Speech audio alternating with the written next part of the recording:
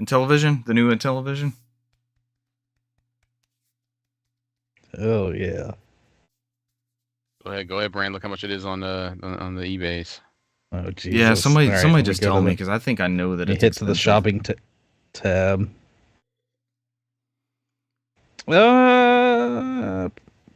This. Oh no, that's Sega Master System. There's a Master System version. Global Apparently. Gladiators. Apparently, there's a Master System version I'm looking at right now. It's 58.18 eBay.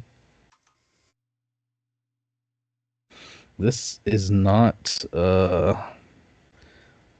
like shit on Mercari. It's only $60. It's not bad. Let's say. Let me go Yeah, to 'cause actual eBay. I think it was on Amiga, Master System, Game Gear, Mega Drive, Sega Genesis. Real quick, what do y'all think about the number? I don't think I like the number in that text box. 12. It's $22. 19. Let's go. Y'all see the stream? Let's go. Brand, if you buy it, you have to stream it. We're discussing Global Gladiators. Yeah, I heard. I fixed it. I think it's better now. I think episode 331. Here's one that's just the cartridge. $7.50. Or best $7.50 or Yep. $750. $7.50. You never know with plus titles. $6.45 shipping. So $13. yeah, It's manageable. Add it to the collection. Yeah. $15.99 free shipping. This looks like it's a case and game only, no manuals. Do I just see if it's on one of my carts of the flashes? Potentially. Flash. Oh. Flash. Dum, dum, dum, dum, dum, dum, dum, dum. Flash.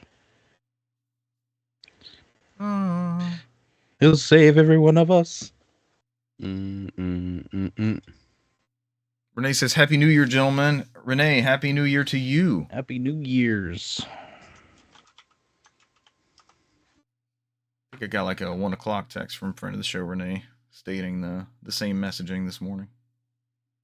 Yeah, he was drunk in his room. Watching something. He was reading manga. That's what he was doing. I walked by in there. He's just drinking eggnog, spiked eggnog, and reading manga. Which eggnog was it? Because we tried the Costco one, and it was not a hit in this household. We thought it was going to be We went to it's always his mission at every Christmas time to find spiked eggnog. So it was like he waited till the 26th. We went to, I think, J&J Liquor over there off of Hudson. I would love to assign Renee another hunt task of a keto eggnog, because I love eggnog, but I have not been able to partake in quite some time. I don't know if we ever find a keto eggnog, because he just usually gets the organic eggnog from like Sprouts or something like that. Yeah. Have y'all hit up a Sprouts that may or may not be adjacent to our living? Multiple vicinity? times. They sell steamed beets in there, which is pretty popular in this household. Okay. They also have a friend of the show, Tom Brady's Hero Bread, which is super like low glycemic load. I can happily eat a sandwich made of this Hero Bread at Tom Brady's. That might be news to Renee. I don't think I go for bread that often. I typically skip that one. My main source of carbohydrates is brown rice. That sounds like a great main source of carbohydrates. I would not argue with this. But that's just me. I know Renee partakes in the sandwiches, so that's good to know for him. Yeah, if that's what he wants to do. It is. So it's either $9.99 or $10.99 a loaf, which is, compared to bread prices, as high as hell. And it's about double the price at least compared to other premium breads. But we happened to wind up in a Trader Joe's recently, and that same loaf of Hero Bread, the seeded bread, was $8.99. But nowhere near Trader Joe's on the usual, so. And Trader Joe's is near my Shigoto, my work of appointment, so I could be coerced. Because I typically, my daily drivers, my once a week I go get my allergy shot that I've endlessly talked about how much I hate on this show. And then there is a Whole Foods off of the streets of the 14th that I stop by after every time to purchase said groceries. And they usually have I usually get my shot on the Monday, and usually by that Monday, Whole Foods is like 50% off all meats that are about to expire. So, and I usually just load up the freezer. So that's a good combo. Mm-hmm. We did hit up the Foods of the Holes as well. Found another wine that we like. Found like 8 wines we like at Trader Joe's. Every wine I bought at Trader Joe's is phenomenal.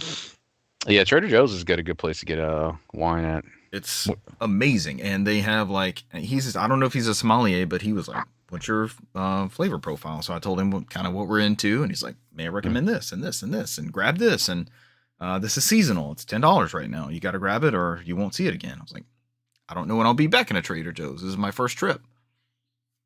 I used to go to Trader Joe's a lot when that movie theater, outside of Trader Joe's. I don't know if it's still open or not, but I used to watch a lot of anime over there because that was like the only place that would actually screen them before they started getting them in AMC and other places. So, one of our last trips to IKEA, Brant and crew met us up there, but I went to IKEA before this and ran into a coworker, and then went to Trader Joe's shortly thereafter and ran into a totally different coworker. I was like, "What is happening? How are we doing this?" Y'all get in the van it's and so drive random. We should have. I mean, we're all coming from within like a 3-mile vicinity down here. To be honest, we could have made it happen. Hey guys, listen, we got to go to IKEA first. Let's load up on some stuff, and then then we could go do what y'all want to do. IKEA. One thing I had to do. Listen, we got to go do that first.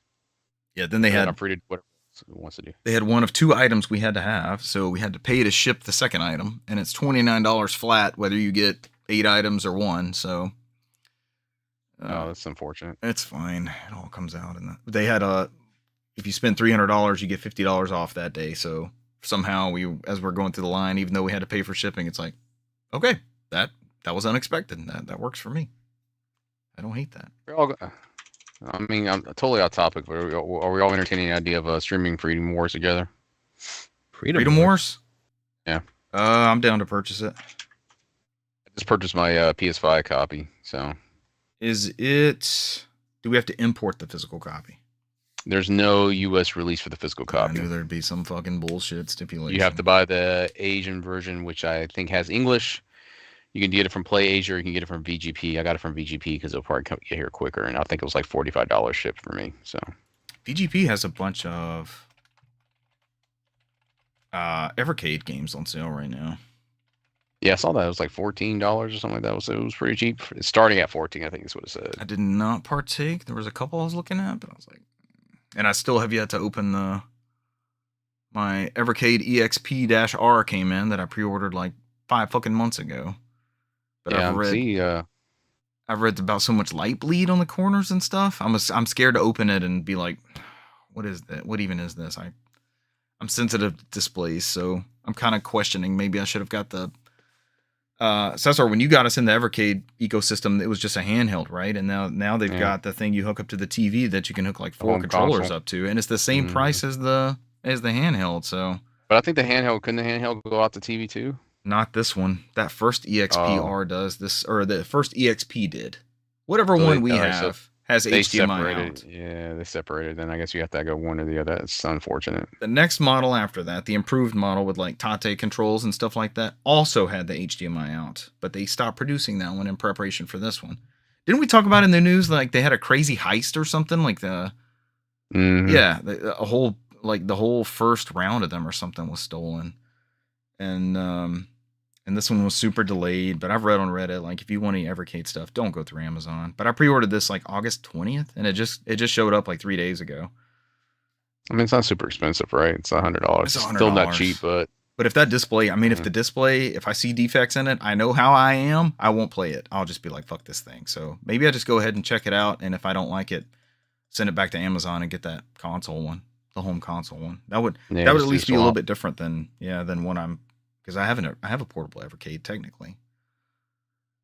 I want to try that Tomb Raider collection though, and I want to get that Soul Reaver collection to see how those run. These new Giga cartridges that have like PlayStation ROMs and stuff on them.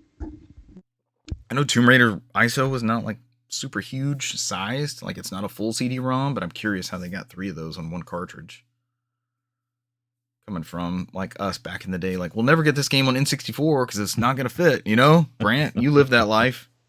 Yeah, like what is this Giga cartridge that somehow can put 3 Tomb Raider games on it and have all the audio and voice clips and everything else.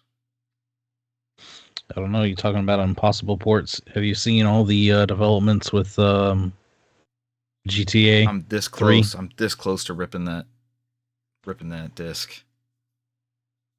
There's more. Yeah, it's a little bit more involved because I guess in order to get around the whole legal aspect, you have to obtain your own ROM files. You know, legally, obviously.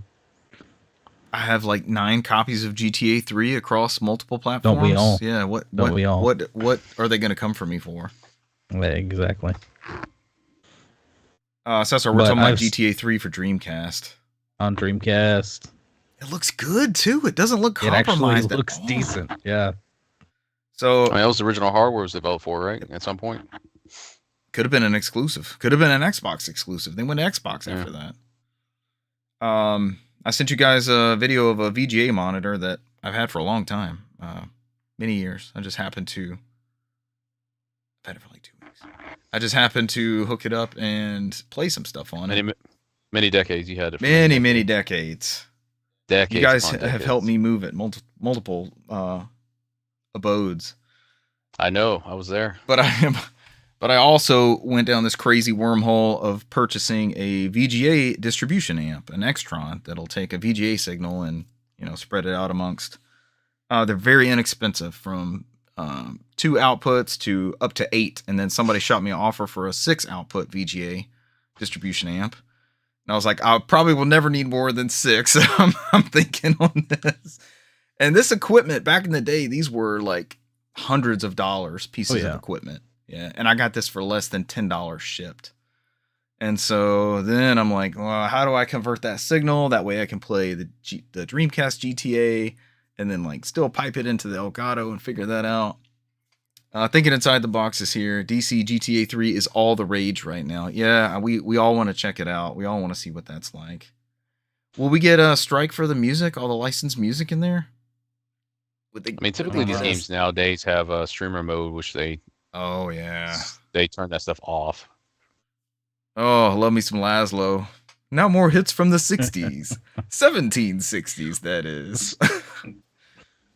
Since thinking Inside the Boxes here, what about the other news where Shenmue was actually ported other places? Fucking crazy. Developed for the Xbox and the PlayStation, but yet it never made it off the Dreamcast, seemingly due to the brand deals. Licenses, like Coca-Cola and oh my god. They had it up and running on PS2, like they said there were some texture issues, but they could have released that PS2 copy of Shenmue. That would have been, man. Somebody released those. Was it a pack-in DVD on the Shenmue 2s? How they told the story, the first one, right? Yeah, that's what you got. Mm-hmm. Yeah, you got a Shenmue the movie. You got a movie to watch. Yeah, box. That would be pretty incredible. 2 was the only one, and only on Xbox, and they had the first one up and running on PlayStation 2. I never played 2 on OG Xbox. I played on native Dreamcast. So really, mm-hmm. I wonder if going back and revisiting that, if you would notice any differences there. Still to this day, I've not played it on Xbox. So I've always played it on Dreamcast. Right when I think I got the European version, which they subtitled in English, and that was the version I played. Yeah, with the blue swirl. Yep. So when you boot up a PAL disc on your NTSC Dreamcast, do you get the blue swirl or do you get the orange one? The blue. You get the blue swirl, so it reads off the ROM. Interesting. Yeah, there's a double-sided poster inside that. There you go. Oh, Brant's got the definitive version. Cesar, you played through that first one, and you said you know it pretty well. I need you to like piggyback a stream as I play through it. Shenmue's on my list of shame. All I know is... Yeah, I beat it again when I did the PS4 when I platinumed both of them, so it was a good time.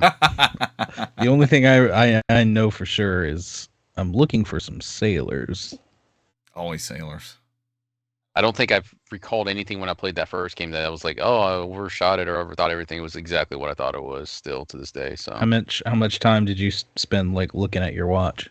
Forklifting. Not often. Forklifting a lot. Box says there's still hope for the community. They aren't done yet. I think that was the consensus. That was a Famitsu article, right? That's what we're discussing. So I didn't hit record. We're still talking about games. Do we want to try to pull down this YouTube file? I'm waiting for Murray to respond that you should be recording. And tell me to hit record? Mm-hmm. I mean, I might have to chop Typically, Murray waits until you start doing the whole... All right, we ready to go? We got to record? We ready to go? Yeah. I hit it. Well, I'll be able to edit it from there. Box says, I got a copy of the Shenmue 2 guide, and the only way I could buy it was to buy it with a complete in-box copy of the game. The movie was cool. Okay, so you watched the movie to catch up on the... Anime is also a very good way to tell the story of the first 2 games, so... I started watching that. Did they keep up with that? Or did it just get like 1 or 2 seasons? They canceled it because I think it was a whole... When Crunchyroll and Warner Brothers was separating, and I think Warner Brothers had the license for that, and Crunchyroll didn't. So it was one of those unfortunate circumstances when they did the split and they gave it to Sony. That sucks. The plan was to do the 3rd game as well and there was a possibility of continuing the story through animated, since they weren't sure how far they were going to get with the games. So maybe that's what I do instead, is watch the anime, because I was enjoying anime the is shit a great out way of to it watch the first 2 games. Yeah. It's really, really good. It does a really, really good job. That might be the way to go. So we've already been talking games. I say we forego news and just kick around like what we played this year and what we enjoyed, and kind of an overview of things that happened this year. Year in review. We already have January 1st. We already have been doing this. I don't know. Brant might get you to test your YouTube downloader thing.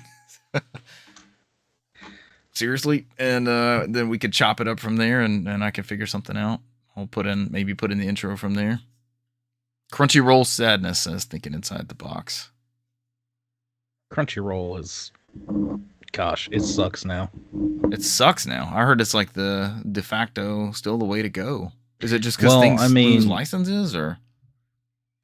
It's just the fact that Sony decided like there is no more like free tier. There's no commercial tier, which they've had for a while. Like they would probably lock certain animes for the season behind the premium tier, and then they would still have like a commercial tier for like the older stuff, and certain new animes would have the commercial tier enabled for it, and instead of doing that, they moved over to premium only. So yeah, I was about to say, but also now there's different tiers, but they like to move shit around to premium a lot, because my son was complaining about that, where he was trying to watch something with One Piece, and then one day it was there. One Piece and moving all to premium. Yeah. He's like, he said one day it was there, and then he went back a couple days ago to try and watch it, and they moved it all to premium. So are they doing their most popular, or the most popular ones make the switch? Is that how it works? So to answer your question, I think One Piece was a casualty of the deal they made with Netflix, because their idea was like, all right, to watch One Piece on Netflix, you gotta have a subscription.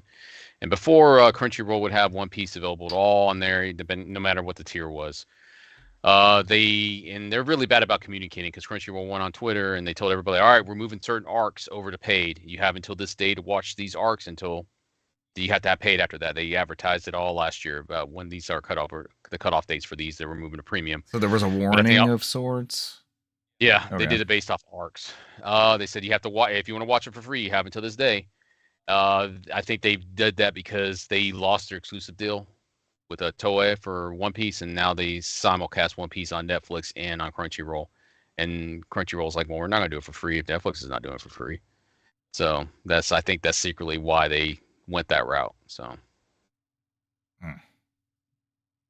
not a fan of this method.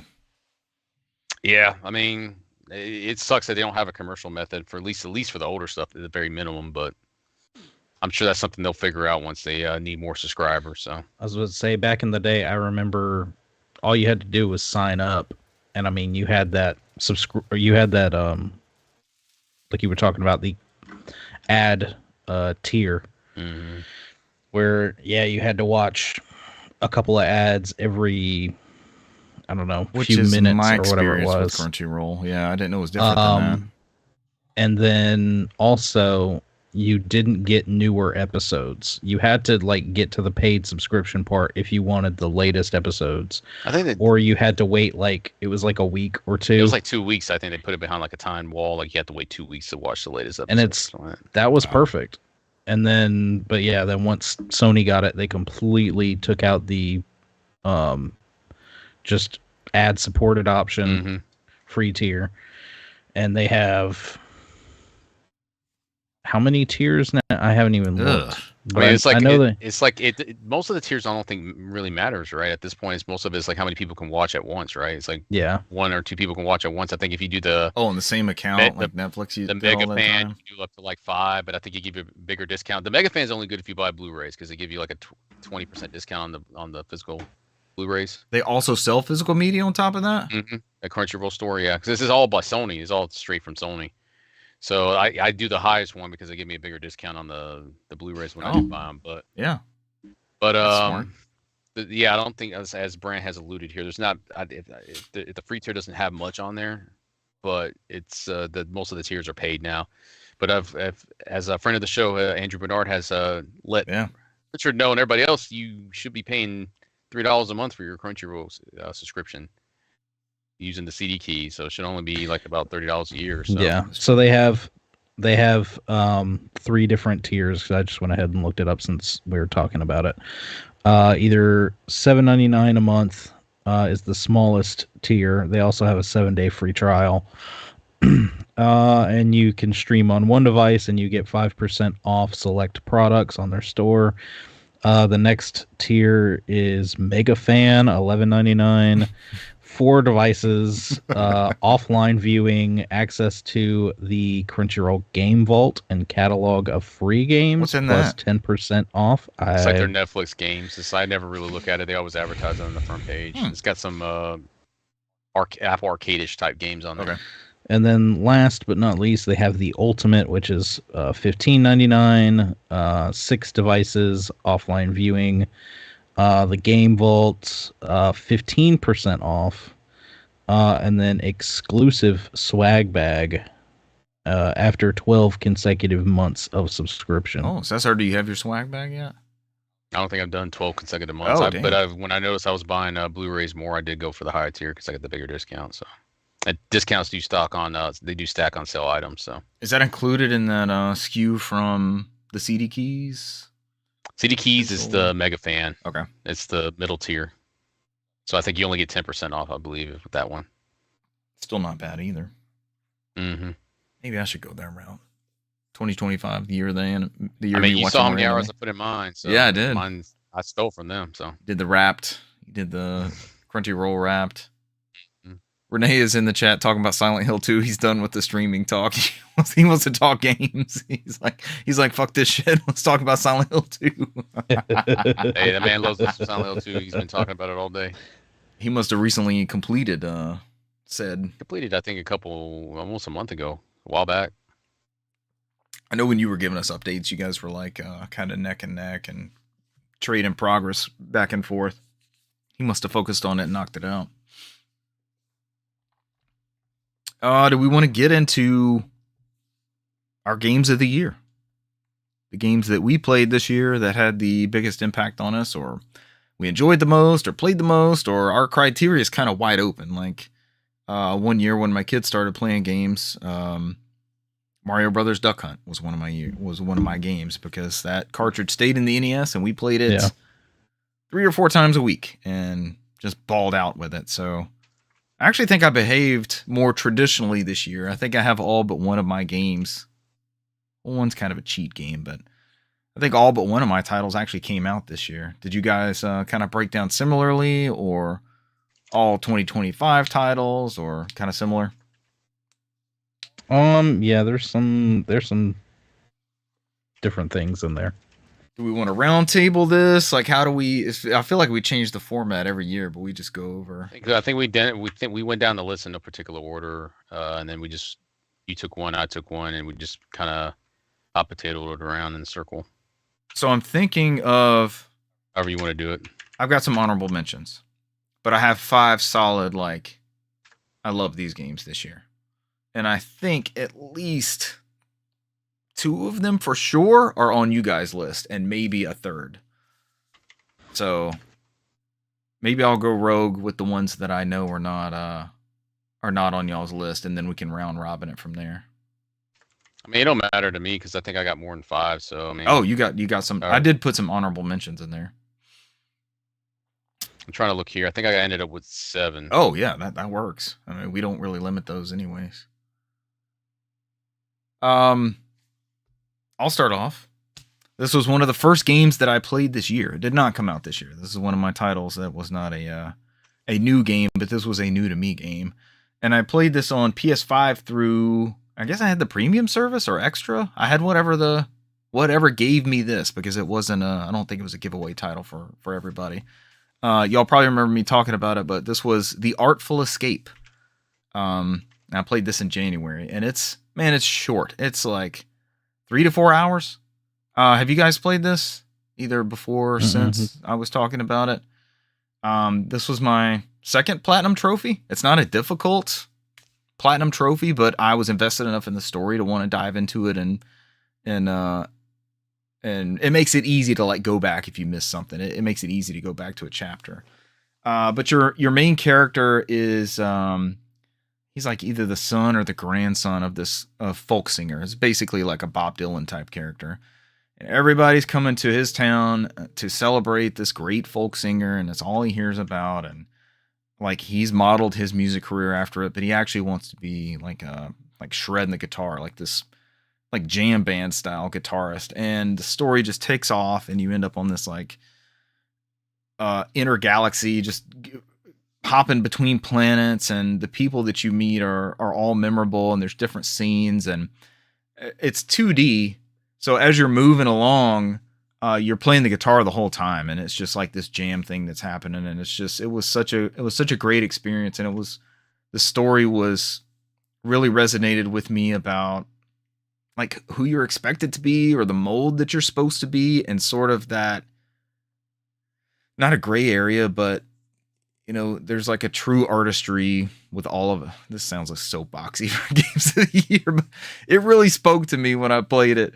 And it's on sale right now on Steam, but it doesn't play on Steam Deck for some reason. And I'm like, how the fuck does this game not play on Steam Deck? It's just kind of I won't say it's a walking simulator, because there's some platforming and stuff involved, but it's no difficult like crazy jumps you got to pull off, or it's not something speedrunners are going to pick up. It told a beautiful story with this character's journey, and I highly, highly recommend. I feel like it's out for everything, but maybe Switch. I don't know if I've seen it on eShop, but definitely check out The Artful Escape. It was on PlayStation Extra, I believe, is the tier that I was on.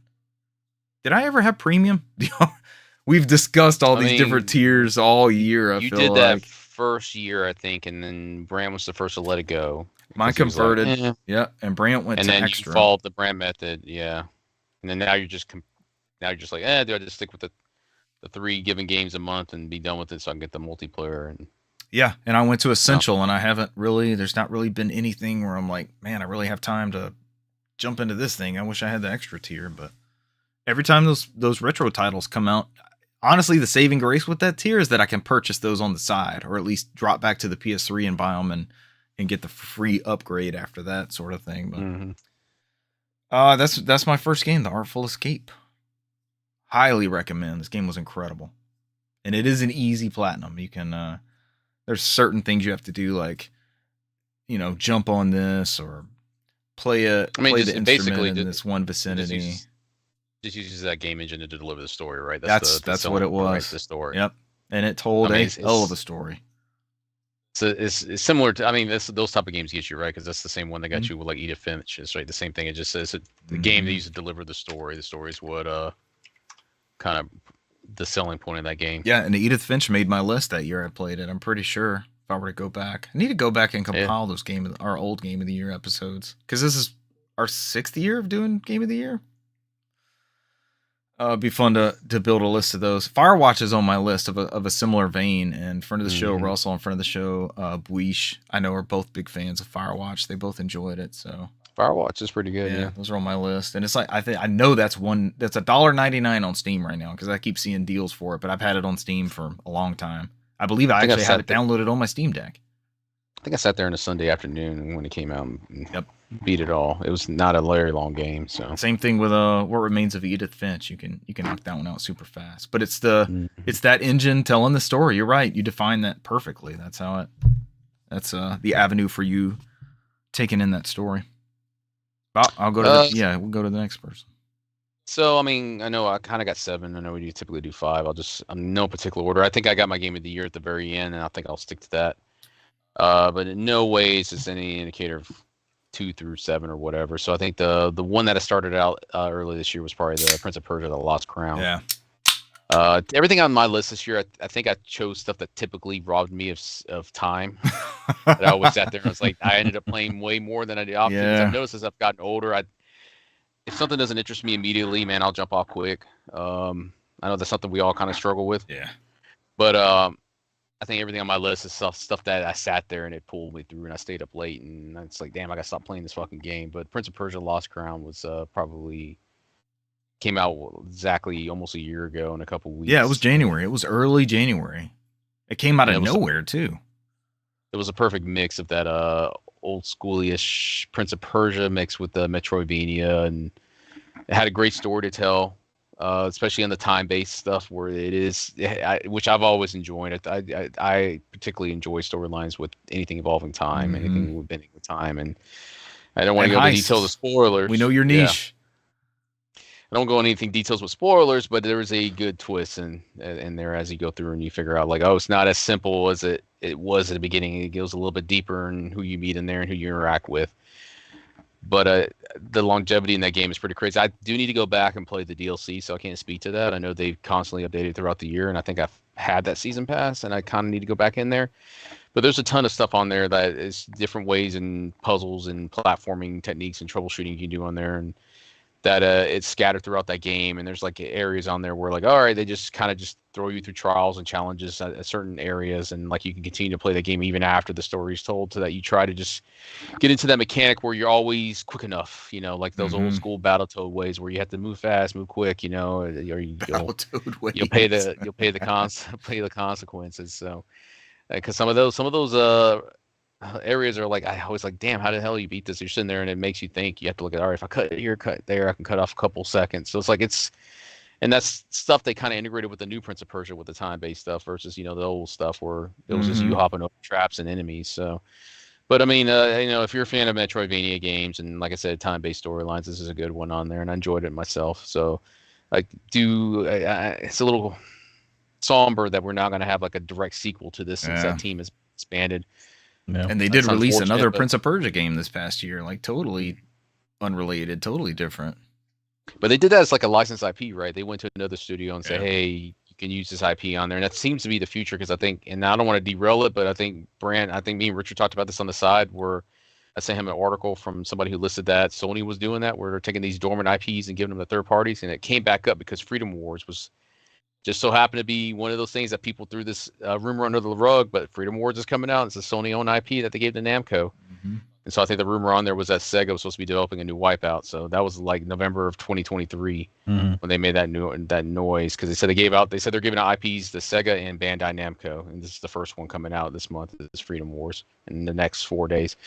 So Sega did that before with F-Zero. Remember, Nintendo partnered with them for that arcade and GameCube combo. But to hint what I was talking about in here, but yeah, it seems like I guess we've gotten that place with the Ubisoft where they might start giving out these IPs. So hopefully we can get a team that might be inspired by this game to make a direct sequel. But I mean, call it number 5, call it one of my honorable mentions. It doesn't matter to me, but that's one of them. So I'll give it over to Brand to go ahead and throw his out there. I think that demo's still out there pretty much on every platform. So if you're even slightly interested in that, and it's playable on almost everything, and it's $15 right now on sale on pretty much every platform. So at least try it out. It's good. I think we all spent some time with it, but I know Cesar really dove into it. Brand, did you finish that one? I think you were playing it pretty heavy at one point. I played that demo. I never jumped all the way into it. Yeah. I need to, because I know it was definitely my style of game. That's a Brant game through and through. I finally ended up supporting it. I didn't get it right off the rip, but I played that demo and then picked it up down the road. I bought several. I think I triple dip. So I think I bought on Steam, I bought on Switch, I bought on PS5. I mean, I was trying my best to. I think there's a PS4 version, there's an Xbox, series version. So I mean, I try my best to, try to support it, but unfortunately, Ubisoft's in the top spot. So unless they're in their Square Enix phase, unless it sells 20 million copies of Tomb Raider, then it's a failure. So that new Hitman was great, and we sold a lot of them, but not as many as we thought we would. Okay, so I have to be different. My top 5 are always random things, and I give them some random title. So what I'm going to start out with is my favorite retro experience.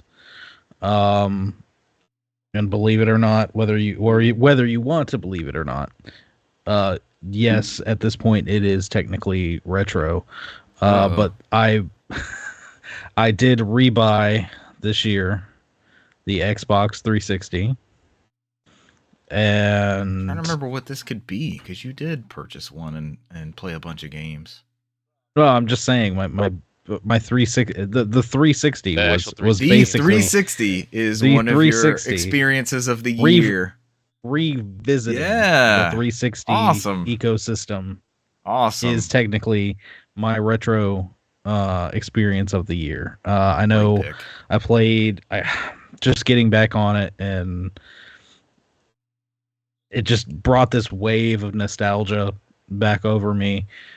And just the feel of that controller, the feel of that ecosystem. I know I played some Fallout New Vegas. I played some Modern Warfare. Dynasty Warriors Gundam. I Yes. watched a lot of Dynasty Warriors videos today. You mentioned that, yeah. And then, oh gosh, what else? Left 4 Dead. Those servers are still up, right? But I was about to say, you can play Left 4 Dead now on. Oh, hell yeah! We all need to play that. Always down for some Left 4 Dead. We all hanging dying off the hospital ledge. Yeah, we played it with the old podcast mates, but I don't even think we streamed back then. We didn't stream that specifically. Definitely 360 need to do that. It would be that would be mayhem. Left 4 Dead would be fun. Left 4 Dead is such an amazing game. We seem to be scrambling for Sneak King. I forgot about that. Legendary 360 got Sneak King on there. Yeah. We seem to be looking for something to fill that Saturday night slate that was just an automatic, like Halo or Warzone or something like that. We seem to be scrambling, so I'm for sure down for some Left 4 Dead to mix things up. Oh yeah, that'd be a good time. Brand, I'm going to piggyback off of your retro pick. Technically, this game did come out this year, but it is not a new title. That is Beyond Good and Evil Remastered, which came out in June. I thought it was like way earlier in the year. I'm almost done with this game. I've got another game on here I haven't finished, but I know it's going to be one of those titles. But I had always heard about this. I sold it at retail, and maybe I tried it out on like PS3, like the HD one that I'm pretty sure they gave it to us on PlayStation Plus at one point. But it's an old school. I don't even know if you call it old school. It borrows a lot from Zelda titles. It borrows a lot from puzzle games of the time. Like there's some, after playing Soul Reaver after that, like there's some Soul Reaver in there. But it's a great game. It's just a timeless title and for a new generation to be able to experience it, not have to dig out the 360 or hook up a PS3 and get that HD version. It's hard as shit to get the PC build that's out there up and running. So to get Beyond Good and Evil Remastered, and it was rumored for I feel like we talked about this for 2 years. Mm-hmm. And then all of a sudden we just got a shadow drop on pretty much everything. It came out for PS5, Xbox, PC, Switch. I played it on Steam. Maybe that's one of my biggest things of the year is establishing I'm going to support something and get it for Steam. It's probably going to run on my Steam Deck right off the rip if I want to play something. I know it's going to be updated, and then further down the line, or if it goes on sale, I'll get the physical one, and then I can throw that on the shelf, and I've still got my playable copy. There it is. Brant's got the PS5 version. Have you messed with it at all? No, I have not. God, that's such a good game. It's such a good game. The pacing is perfect. The world building that they do. Your main character Jade is just she's trying to do best by everybody, and there's a lot of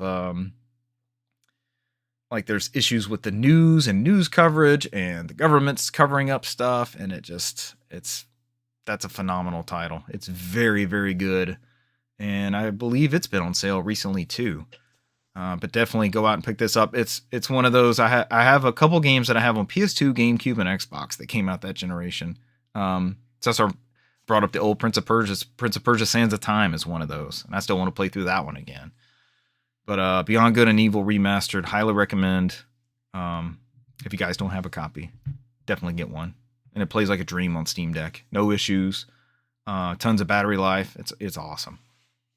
But that was and it was a surprise experience. Like when you pick up something, and we all have these in our backlog, right? Where it's like, man, I should have been playing that, or I've heard so much about this over the years. And does it live up to the hype? Is it still playable in 2024 as it was in 2003? Right? Is it? Oh man, this thing shows its age. No, this could have been a title that came out now, and it's Brant. Your first pick was the 360, but we've mentioned games that are like not super triple A. Like these aren't multi-million-dollar productions. Like this is it fills that niche of what we missed from those generations. I feel like those double A titles that they were good games, and you got these all the time. It wasn't this dearth of content and trying to play Warzone or whatever to survive and get you through to the next big Donkey Kong or whatever, you know. Yeah. But that is one of my top games of the year, Beyond Good and Evil Remastered. I've loved every second I've played of it. For me, I guess if we can keep on the retro kick, I'll throw it in here on my list. It's the one I spent the most time on my Switch, which was Paper Mario: Thousand Year Door. Oh yeah, you love the hell out of that. Went through that, I think it's about 40 hours, and it was like one of those holy grail games that were stuck on the GameCube for the longest time. It was super expensive. And it was even hard to come by when it did come out. You were playing it on, I think you were playing it on Steam Deck, right? Maybe a year or two ago, before this the remaster stuff started getting kicked around. I did. I put probably about 10 hours in there. It doesn't run like a dream on Steam Deck because it's some of that. There's some part when you turn Mario sideways, it stutters. The frame rates drop immediately. Mm-hmm. But waiting it for it on the Steam Deck, I think that was on the Steam Deck. On the Switch was probably the better move for me. So, but I mean, I did enjoy the cast of characters on there. I mean, it's a simple story where Mario's out there and gets pulled into this whole trial mysteries of different worlds that they go through and open up this what they call the 1,000-Year Door, which does have a nice twist on who the final boss of the game is. It's something that I don't think they've done in a long time. It's not somebody you think it would be. It also has a pretty good set of different worlds, as well as a good cast of characters. I think all of them are very unique and very memorable, which I think they've kind of lost in the recent Paper Mario games or recently, outside of the Origami King, because I enjoyed the hell of that game. Mm-hmm. But I mean, it's a standard. I think I think what they had peak perfection on the actual RPG style of that game before they kind of been tinkering with the formula within the last couple of years. I think Origami King went back to that style. And trying to mix things up and just make it something different. Which is fair. Splash. I get it. Yeah. I get it. I think Origami King, they went back to the Paper Mario 1,000-Year Door style on there. But I mean, I don't want to go too much into it for people who want to play it and haven't played it yet. It's the Zelda thing. They feel like they had a great formula and they don't want to have to recreate that over and over again. Like when Miyamoto said like Twilight Princess was the epitome of that Zelda experience that he wanted to do, and they didn't want to keep recreating that over and over and over. And that's why they've kind of done a different style since then. But outside of that, that is definitely up there on my list. I mean, that was something that's always been on my wall, and like I've looked at, and I always hear great things about it. And I actually sat down and made time and played it, and it was definitely worth it. And I still think about that game sometimes, so I think it's still up there, way in my memory. After so many games I play and forget about, I think the 1,000-Year Door and Origami King and then Paper Mario 64, it still holds a good place in my heart. All three of those right there.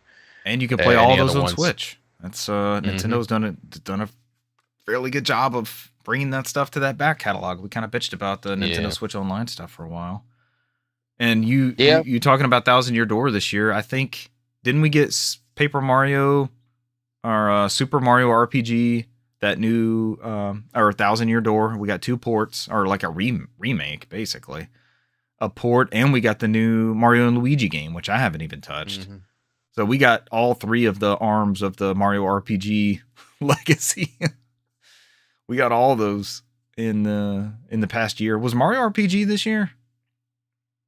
Yeah, maybe, I don't know. It feels like it was February earlier this year. No, it could have been last year, maybe. This within the last year or so. Yeah, at least like 18 Nintendo's months. has been it feels like maybe February. I don't know. Thinking inside the box, I'm assuming about Beyond Good and Evil. I'm glad they remastered it for newer consoles. People need to see how good a game is when the main character is a design choice and not a forced narrative. That's true. Jade felt like a natural part of that adventure and that story that was being told.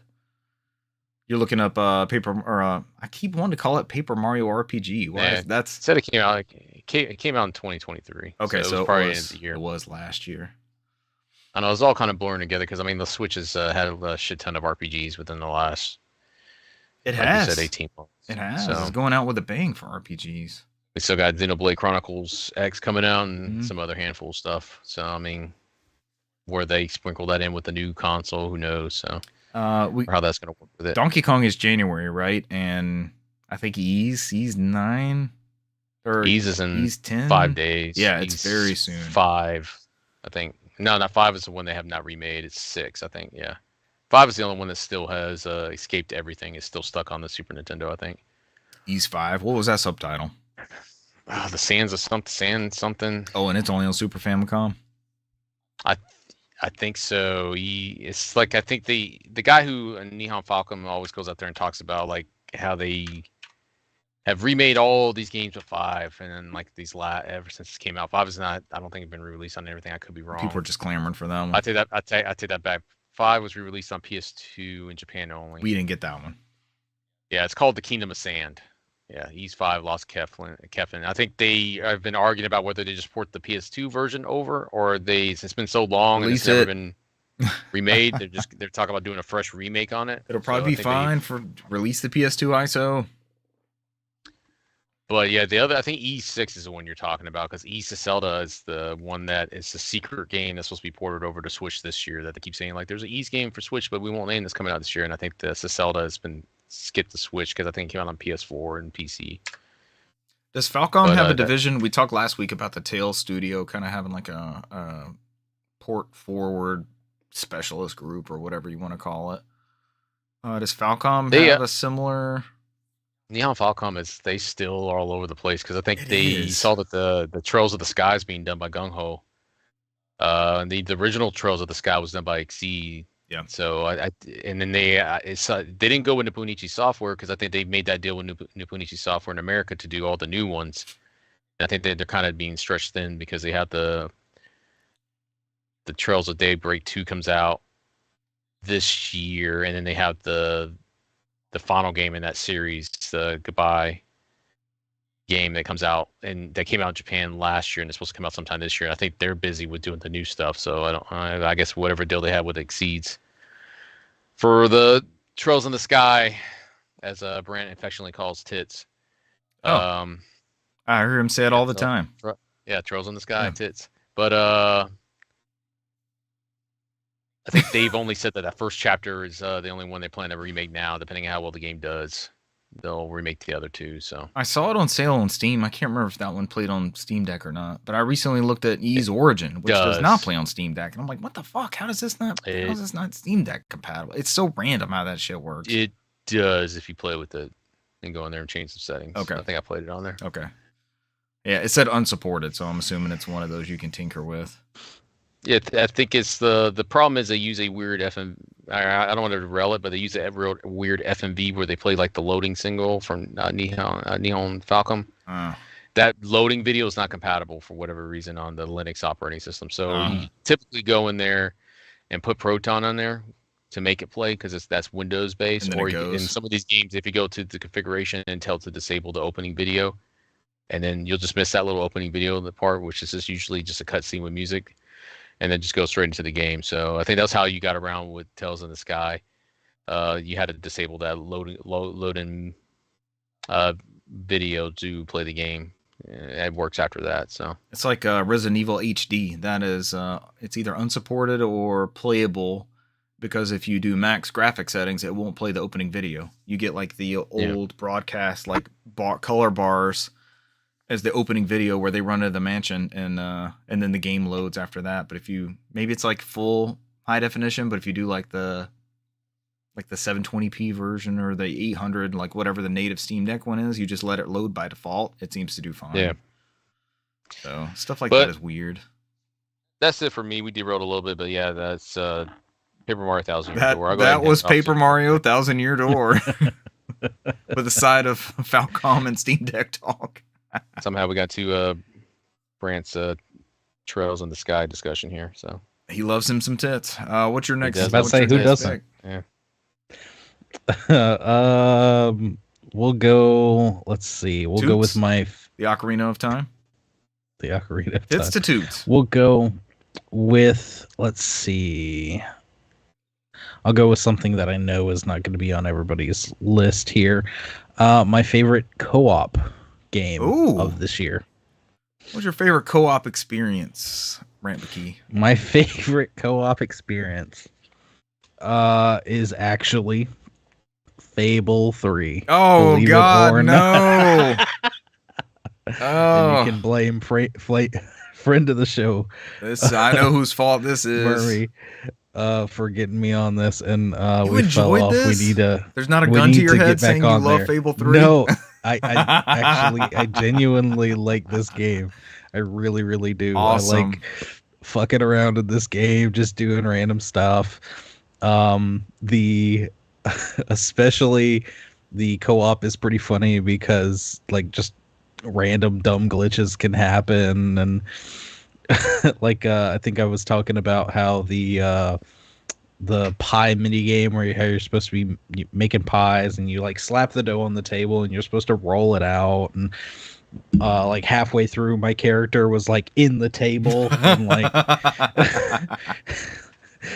and the dough would just be like floating like a foot or so above his head. Just like squishing and morphing.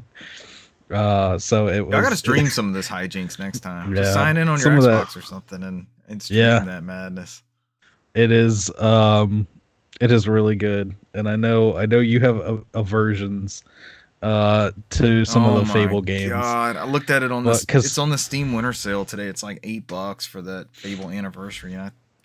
That's the one I played when we did our game club. I was about to say, I think it was you. You had told me, you were like, because I was like, that was always something I wanted to get into. You're like, that first one is not great. Yeah, we did it on Game Club because Michael McLeod he loves Fable. I'm like, this sucks. I'm not enjoying like any bit of this. It's garbage. And friend of the show, Mermy, swears that like 2 is her favorite, and it's really, really good. But the literal co-op is you guys can play the game at the same time, and you can basically see the person's like gamer tag and like a little orb with their profile picture like floating around in the game. Not true cooperative. Like it's not, yeah. But they fixed that by 3, so 3 is a lot more. But by 3, she said 3 is like it's good, but it's still not her favorite. It's better as far as co-op wise goes, but maybe not the better game, yeah, specifically. I don't know. I love it. Everything from the battling and the exploration and just the effect that you can have on this world around you. It's for the time it's a pretty damn good little game. I like it. It was more towards. I know it was more towards the end of the 360 life, but it was generational, right? Like you could, you had different timelines. Like it would skip ahead and those sort of things, which I guess all the Fable games have. You're playing the life of the character. Maybe I give it another go. Maybe I try the Fable Anniversary on Steam. It just, man, it did not grab me. And I tried so hard when we had the game club. I don't know if something else was pulling me another direction, Or but I was like, man, skip one, do 2 and 3. Yeah. When I met my wife many years ago, well, when we reconvened, she had just gotten her hands on a 360 and had Fable 2 and was loving the hell out of some Fable 2, like throwing the ball. I believe dog was fetching it and stuff. That's when you had. That's one of the ones that I bought. You had Fable 2? You bought that this year? Mm-hmm. On your 360 I had kick? yet to play it though. Yep. Fable 2. Fire that up and see how and those, I'm about to say, and those games are backwards compatible. So you throw them in your current Xbox and they'll do the little update. And I would argue that's a franchise that needs to be everywhere. That's a big Xbox platform. This is not my argument, but they pointed it out and I kind of picked it up from there. But Digital Foundry said Microsoft's doing this is an Xbox ad campaign, which is wonderful, right? Like you can play on your phone, you can play Sea of Thieves on PS5, you can play on PC, all these sorts of things. But they're not bringing that catalog is not coming forward along with it. It's not an Xbox. It's something pretending to be an Xbox. The streaming stuff, it's not ideal for everybody. You can't do the cross save works on that because I've tried it with Indiana Jones, but until you're able to put discs into, I still don't understand how Xbox is a platform and Windows is a platform. You cannot put a 360 disc in a PC disc drive or buy a PC compatible USB drive and play these games that you have licenses to, maybe. Even if it's not downloading like it's got to run somehow. That's how you make things in Xbox. You bring that full Xbox platform to other things. And maybe this is just baby steps, right? They're getting started with it. And we're all waiting to hear like the digital licenses we have, like Splinter Cell for original Xbox. When am I going to be able to play that on the go or on my ROG Ally or whatever PC, whatever I want to just fire it up on? Fable needs to be on everything. I think it's not my cup of tea. I think it needs to be on everything. It's one of those. Yeah. It's one of those franchises.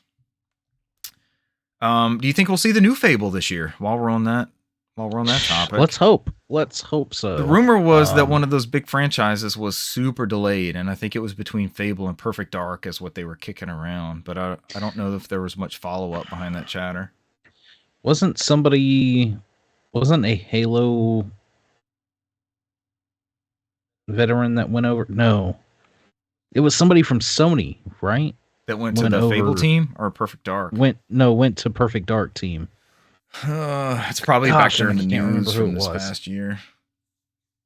I want to see some of both. Thinking Inside the Box says Fable 1 was great. Plenty of humor. I played naked the whole time as Arseface. That's sure. It might have been a game at the time versus compared to now. It might not have aged that well. I don't know what I was expecting. I don't know. Maybe I need to play it on the original Xbox. Maybe I don't know. I think I need to wipe the slate clean and go into Fable and see what it's all about. That was Brant's game. Brant, what was your last? I feel like we segued like crazy. Multiplayer. That was co-op. Your favorite co-op experience? Yes, my favorite co-op experience from this year. My favorite co-op experience. Well, one of them. I wouldn't say this is my. I think this is my last game before we all delve into probably some similar titles that we spent a lot of time with. For 10 months this year, this dominated our Saturday nights. We played this every Saturday night, except for a small window when another game on my list came out, which was in February, and we were Cesar bought the game first and was like, hey, this is pretty good, y'all might want to check it out. And then we ended up buying it after that. But the game I put probably more time into than any this year until they fucked it up was Call of Duty Warzone. They started off this year, I did not like it. I feel like we lost every gunfight. The way that we played, our tactical approach, all that sort of stuff, it didn't work anymore, and it wasn't fun. And a friend of the show, Russell, famously just gave it up. He's like, I'm not playing this shit anymore. And then we had another distraction come out, which I think we'll all be talking about in a little while. But then there was another update, and it felt like it reset the slate. Like we all got a clean shot at everything. And even though Like, we're still able to play as KD. Like, this was the season we all got Red Riding Hood, right? We had a blast, like, all getting to the Red Riding Hood thing. We had great map variety. We were able to play like our tactical close in the circle and what's Vondel? Vondel was the one with all the like rivers and stuff where we could dive into the boats. Like, man, we just had all these great maps and it was fun to play because every single game played differently. We had the core mechanics down and we just rolled out, and sometimes we had bad positioning. Sometimes we were the victors. It felt fair again, and it was a great game. And then they updated it with this Black Ops 6 season, and it was not right to me. I think Cesar enjoyed more the Black Ops 6 multiplayer and picked up Warzone a little bit quicker. But the map variety, like, they took Vondel from us. We had what is the map with the Mushroom City or whatever, or whatever it was, that area that y'all called. You called it Mushroom Kingdom. Mushroom Kingdom, landing in those pods or whatever.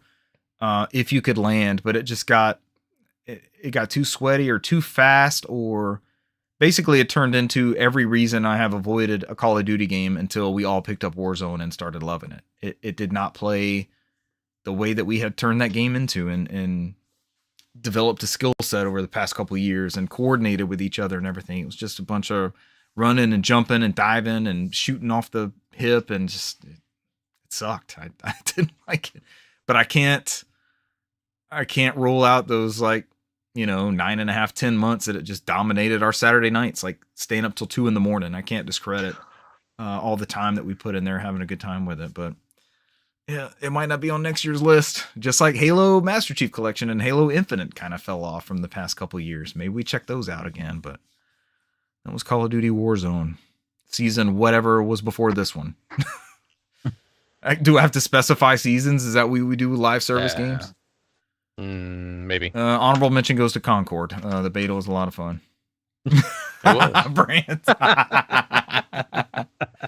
Hey, man, I've listened to some Game of the Year lists.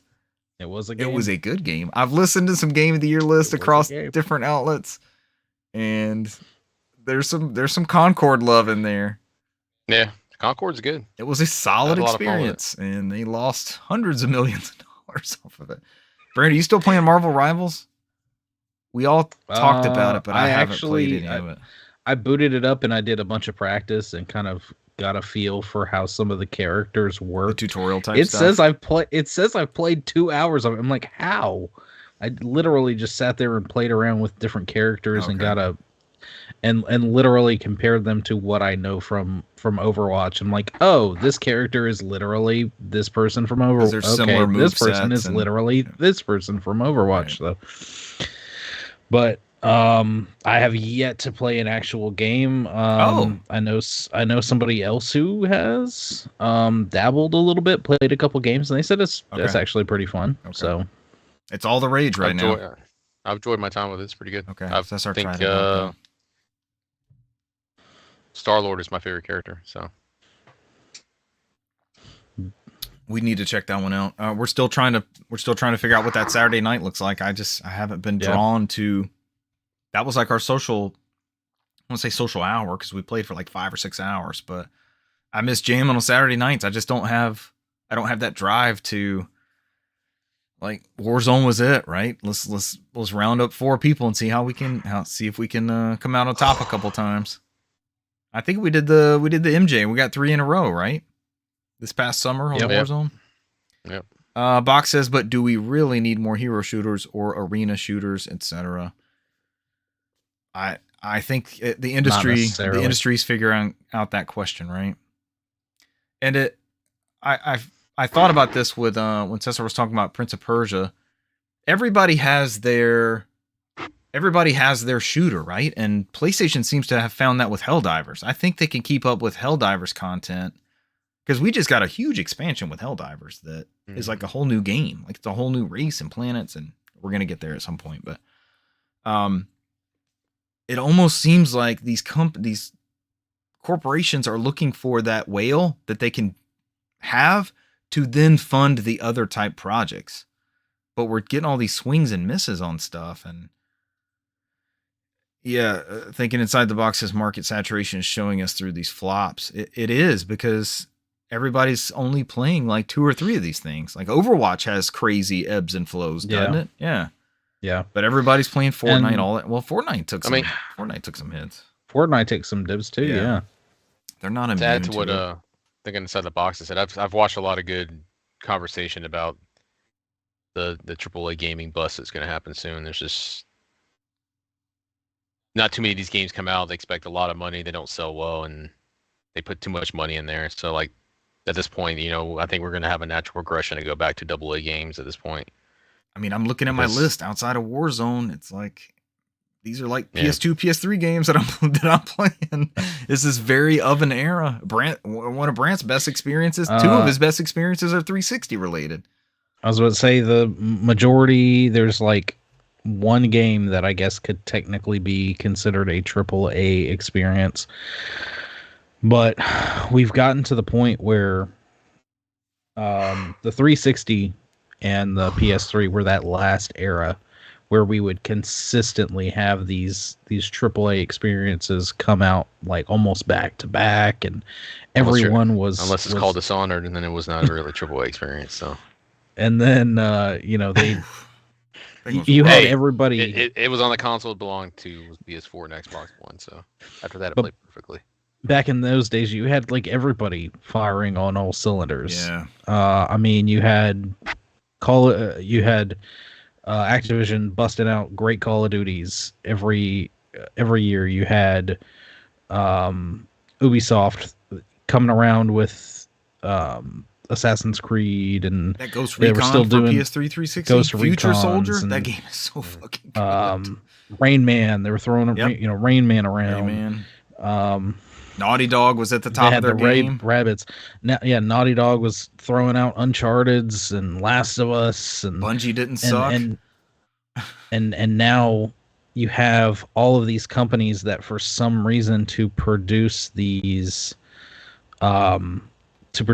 games, it's costing millions and millions of dollars. And I mean, I think part of that is getting away from certain bad practices. Not to say that things like crunch and crazy hours and all that doesn't still happen in the industry, but I know they've really gotten away from trying to push that on to a lot of their workers and get better about things like that. And but I think a lot of these especially since we had the pandemic years ago, a lot of people worked from home, a lot of people got hired on, and these companies semi grew to adapt to what was happening. And now they're looking at things, and we have the absolutely ludicrous number of like, what was it, like 400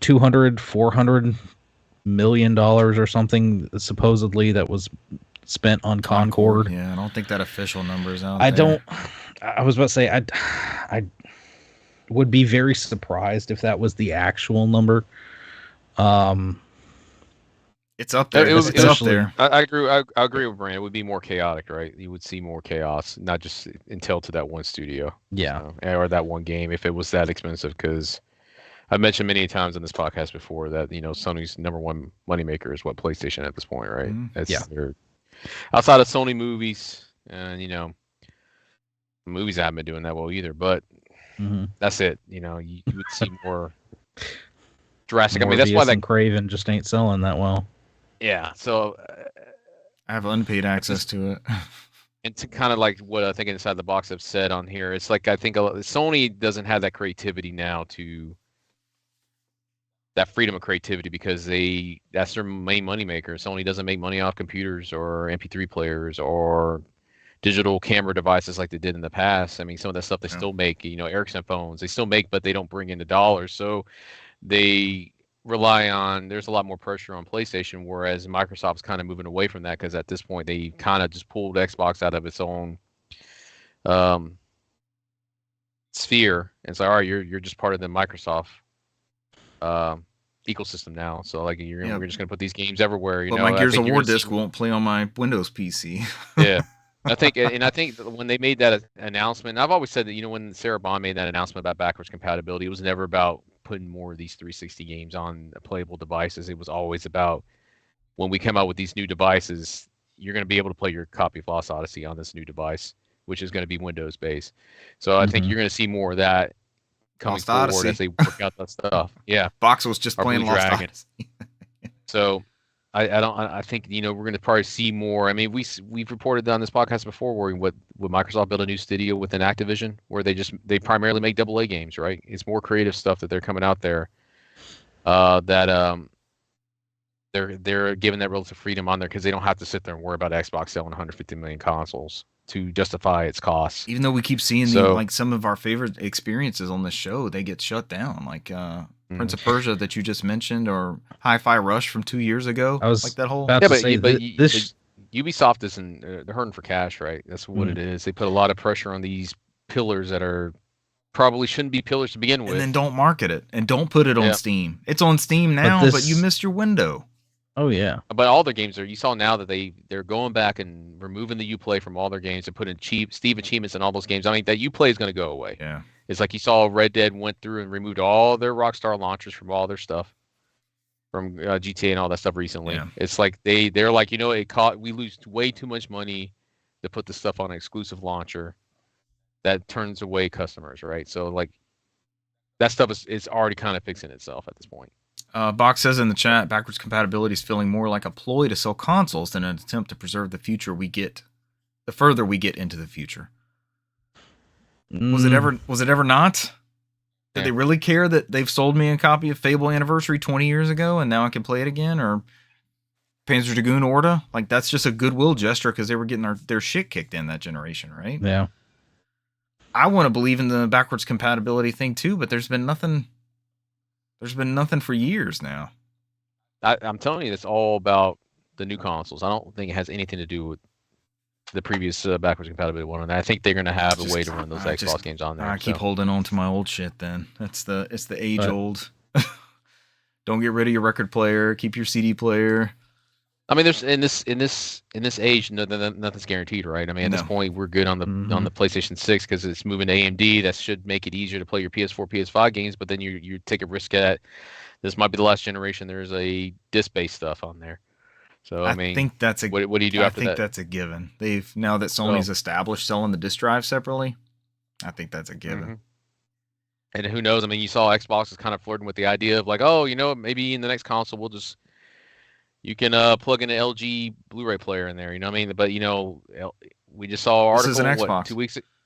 We saw an article 2 weeks ago that LG's they're not making Blu-ray players anymore without the market. So it's like there's not many people who are going to stay in there to make disc-based stuff. It's just Sony and Panasonic now. I believe so. Yeah. Mm-hmm. I mean, Sony just recently stopped making floppy disks like 2 or 3 years ago. So I'm like, no. So 1 megabyte of storage. Yeah, 1.44. But 1.44. It's a very specific number. Yeah, I look at it all the time. I look at it all the time. But as thinking inside the boxes, I mean, a lot of these companies, man, their main money makers are games, and the problem is that you look at what happens to Ubisoft. The reason why Ubisoft is hurting is because they took their company, they went public, right? You have to answer how much money you're making your stockholders. If you take the company away from public and you make it a private company, you have a little bit more freedom. You don't have to sit there and like, I don't have to sell. Like, all right, I sold 2 million copies of Prince of Persia: The Lost Crown. Okay, if it's either A, why didn't you sell 5 million, or B, if you make a sequel, how do we get to 5 or 10 million? Right. That's all it is. How do I get my return money investment? That's all it is. So I mean, that's in any of these companies, right? At this point, I mean, unless you have a big company like Microsoft that has a little bit more playing room, that they don't have to worry about it up front. So yeah, and but you saw what happened with them, right? They're like, all right, we bought these third-party companies, third-party publishers. Like, I guess this is the way we should go, right? So, I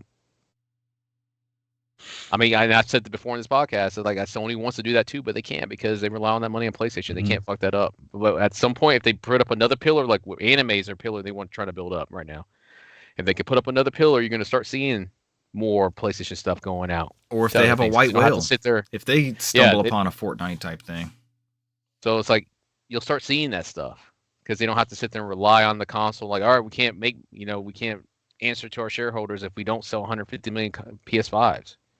So it's like they put up this, a ridiculous stat they have to do every generation, which people are tired of. But that's how they are. Yeah. I mean, Nintendo's the same way. So I mean, you see Nintendo's trying to get out with amusement parks, licensing, toys, Legos, movies. They're trying to bring other forms of entertainment without losing their identity of being a game company. That's why they haven't put PC stuff on there. Even though I argued you might as fucking well, because people are hacking and putting on PC anyways. You might as well make the money off of it anyways. That's just me personally. But neither here or there. They're more old school, so I think at some point they'll come around. But I mean, that's just me. I don't want to rant. I mean, we were talking about somebody's game of the year here, but where did we derail? Who was this? It was Richard, because Warzone. Yeah. Oh god. Yeah, and live services and stuff. Because oh god. I mean, to Cesar's point, it's the whole industry is changing. This year was the year of layoffs. Yeah. We saw so many companies laying off and closing humongous studios. And they finally acknowledged it at the Video Game Awards. Like, the guy who won Trending Gamer or whatever they used to call that award, like, we should know his name, but he kind of builds outlets for those that are laid off to find new jobs. It's kind of a recruiting specialist of sorts. And on top of that, we saw so many live service games appear and then evaporate. None quicker than Concord. And I mean, we had what, Friday the 13th just died at midnight. Oh, it's gone. It's gone. I saw somebody on Twitter was posting a video where they were all doing these emote dances, and then the servers just shut down. Did they go flying through the air like we used to on Sea of Thieves? No, it's just like they just like held over, and it's like you lost the heartbeat to the servers. That's what it says at the very end. Oh. And it's like it was in a room with like the three campers and Jason. And Jason was just they're just doing emotes. They weren't even trying to kill each other. They're just sitting there doing emotes and dancing at it before the servers went down. You're taking our game from us. And Sony still, I think I want to say it was an interview with Herman Holst that I saw the other day, talking about how they will continue their push with live service. They have a bunch in the chamber that they are ready to come, and they're looking for a new revenue stream. They need that whale. They need the whale to fund all the other shit. Because most of these other games, like we were talking, they're just it's not sustainable the way it's been going. So they need this updatable, constantly churning machine with the loot boxes and the skins and And it sucks because they have something with Helldivers, but it's stuck on two platforms. So. And then you have Xbox. Helldivers should be on Xbox. Should be on Switch. It should be on every fucking thing. I mean, or Switch 2 at least. Switch 2. So. Or bring Xbox is kind of. I don't think you bring the first Helldivers at this point. Xbox is kind of doing their, the thing where people are flipping out about, oh, will there even be an Xbox? And they're saying, oh, well, everything's an Xbox. So, except it's not. But that's one thing I've argued on this podcast before, that Microsoft's good about making specialty products. So there always will be an Xbox. It's just, I don't think it'll be cheap. Yeah, it's going to be. I mean, or the next one, or the next one's like a Samsung Xbox or a Toshiba Xbox, like the way of the 3D, the 3DO. They just hand out a blueprint. This is the minimum you need to make an Xbox or to run whatever you need to run these games. That's it. So if you want to go premium with it and put something on there, go for it. But it has to do the minimum to run these new games. So yeah, I mean, that's no, as Richard has said, that's no secret. That's been speculated that not only are they making their own Xboxes, but other Asus and Lenovo are also in the works making Xboxes as well. I mean, there's going to be multiple avenues for that, because I mean those are basically what they're moving towards is a platform that's PC based that can run Xbox games. So. Like Steam. Steam OS is going to be on that. Yeah. Oh man, Steam OS comes to an Xbox. Now we're talking. Yeah. Let me combine all my libraries. GOG Galaxy, the GOG Galaxy of consoles. Just combine all those libraries. So that was Call of Duty Warzone for me, 2024. One of my favorite experiences until like November-ish. Cesar, are we back around to you? Yeah, I mean, maybe we can get back into it to do another season. I don't think that map is very my interest level for us. My interest level is slim to none. They're gonna have it will have to be a new map. I need some water. It would have to be a new map, right? There's no water in that map. We need, it just all depends. We'll see out there. That would be the only time. That would be the only thing that would bring us back to try, right? Not to say we're back, but to like, all right, let's see. Give it a go. Yeah. This is playable. Yeah. I mean, this is like I said. I'm just gonna keep going because we're an hour in. Zelda Echoes of Wisdom. I think that was another one of my games. It's either top 5, honorable mention, doesn't matter. I knew this would be on your list. Me, you loved it. Is on my list. I sat there and I think I put 25 hours into that game. I beat it almost to completion. It was just like when I went to Tears of the Kingdom, which I lost hours into. I was like 1 or 2 in the morning, and just it kept pushing me along. Thought the story was very well done, very creative, very different. It was a nice take on the old formula, which was running on the Link's Awakening engine that was built on the remake that was done on the Switch before, which I think was also made by Grezzo, which made this game as well. This is a totally new, fresh perspective told from the eyes of Zelda. Kind of a new, fresh look. A lot of stuff's been done differently. There's no, outside of maybe some races of characters in there, but there is completely new. There's no, it's not like callbacks to other games or sitting there trying to figure out what timeline this falls into. Right. It's just fresh. I like the whole aspect that, Zelda and Link just met for the first time right when they're fighting Ganon, the very beginning of the game. And, they had no interaction since. But like a lot of the stuff they have in the back end where those characters interact with each other as they go through and how their story unfolds, and the ability for Zelda who is the main heroine in this game, to copy different items, animals. They call them echoes, but they're just items and stuff. Yep. Yeah, even enemies, anything that lets it. Yeah, Moblins, keys. Gave it a unique spin on the game, and also added to different ways to troubleshoot. I still that fucking level Brant with the storm area, that dungeon still kicks my ass because that was a tough one, man. Because that was like one of the hardest dungeons I ever played in my life. Because it's like that was like old school NES. You had to like go a certain way and go to certain areas to complete that dungeon. If you didn't, you're just in there like, where the fuck am I supposed to go? And it's not very easy. So it's like it was. I mean, but when it hits and when you get it done, it clicked. It's like, holy shit, that was pretty good. It's like I haven't felt that feeling in decades, probably. I need to go back to this one. It just didn't grab me like it did you guys. I almost felt like I had there's too many. I had too many echoes at once. It was like there's too many choices.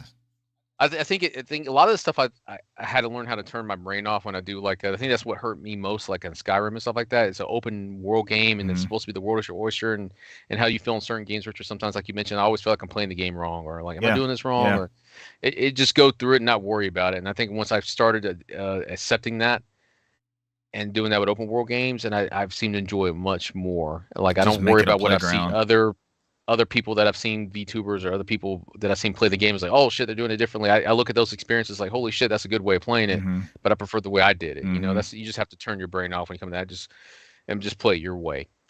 But to get us moving along, so we don't sit here for 3 hours, that is one of my mentions. I'll kick that over to Grant. So. We've been dancing around this title for quite a while. So I'll go ahead and just pull the cord on this one. My sleeper hit of the year. Mute first. This is the game that Days Gone. really did not grab me in any sense of anything, watching this when it was about to come out, because this is a new release. It's like, maybe, that's, it's kind of one of those, just, I don't really know if I'm going to play that. Is this what they're actually marketing? Like, this is their big title for this state of play? And especially, yes, when they have the developers playing it and doing some like cringy commentary of like, oh no, come over here. Oh, look at this. Oh no, I need some healing. Yeah. Thank you. Like bad demos. Yeah, but lo and behold, Cesar took the gamble and talked you into it. Yeah. You And remind me. You remind me. with- Trine 5 was the same way too. But I don't want to derail you, but Trine 5 was the same way with the bad. Yeah. Like, oh, you're home from work. Here, grab a controller. I'm like, do any of us? Am I out of touch? Every Battlefield live Am I the demo only is one like that this. doesn't do that? Does everybody else do it when they get like, Yeah. oh, Brant, get in here.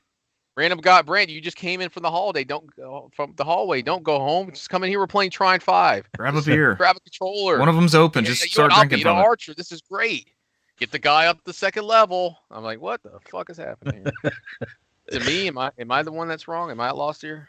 What commercial But, was it that they did that with? It was it Trine? It's like Trine Trine was one of them Yeah, that Brant it was also Trine. mentioned. The one Brant mentioned that he's leading up to this one. It was also one where they had a simulated gameplay where they try to show your coach co-op skills on it, and it was just Oh yeah. and it wasn't very cohesive of what the game actually was. It was like, but yeah, whatever. Go ahead, Brant. I'm sorry. But lo and behold, Cesar talked you into playing it, and then you guys started streaming it, and within 5 minutes of just sitting there watching it, I was watching and I was listening to you guys and seeing everything that was going on. I said, damn it, now okay, hold up. And I just texted y'all. I think I sent a picture of it downloading on. We were on my threatening to system buy it because I we were threatening went to ahead just and- buy it and send it to you. because I bought it and was downloading it while you guys were on one of your runs. But this, of course, is Helldivers 2. Helldivers 2. Also on my list.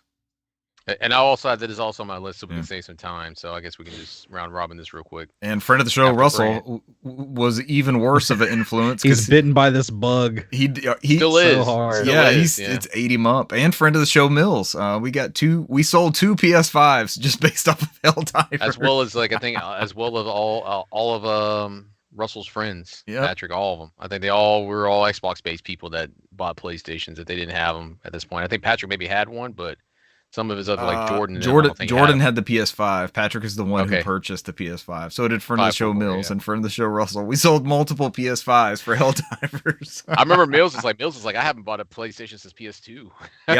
He's been off the PlayStation train for a long time. I think it's his lead platform now. He's playing Madden if he's not on Helldivers. I always see him on there with Madden, yeah. But yeah, go ahead, Brent. I'm sorry. Yeah. Oh no! I think he's handing it off to everybody. We've Yeah, got a lot of we can- Helldivers footage out there on It- YouTube and Twitch.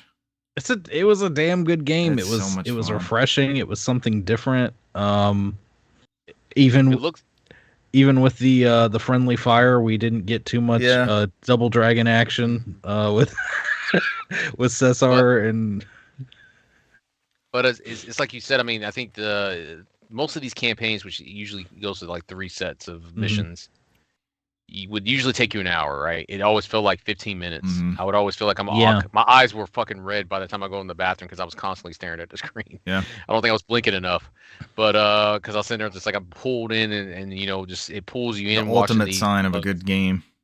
robots, all what is the new one? The voteless on these new systems. The voteless.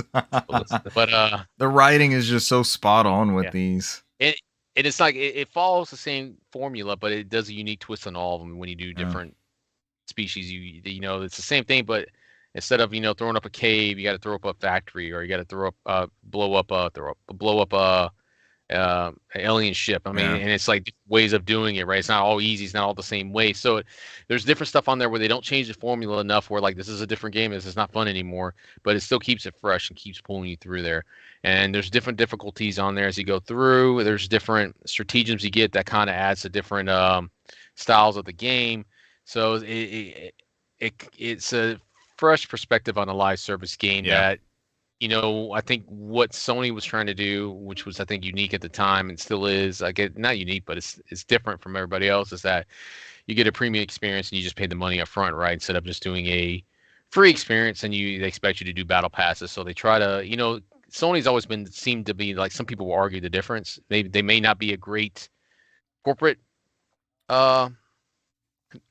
sponsor type thing or corporation, but they always seem to be consumer friendly, right? They're like, oh, we don't want to, riddle this people with like, oh, just keep paying these battle passes and to enjoy the game. You just pay $40.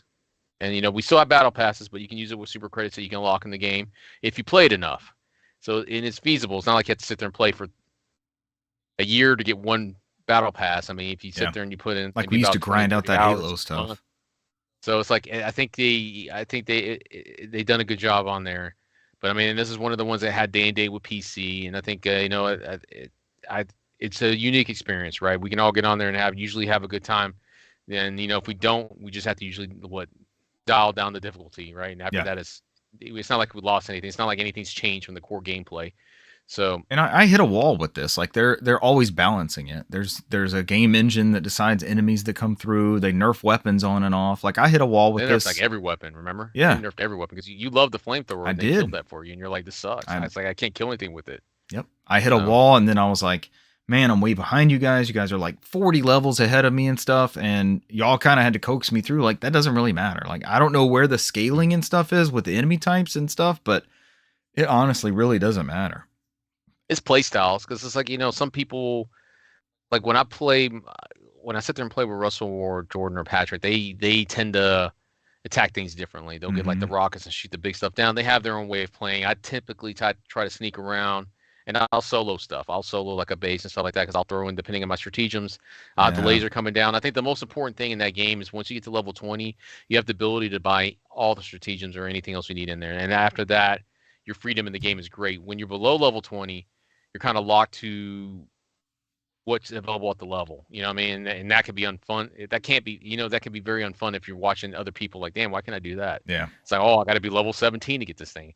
But just buying it being a team and they can call you stuff down too. And I think Brent and I just hit level 20. I think I'm 20.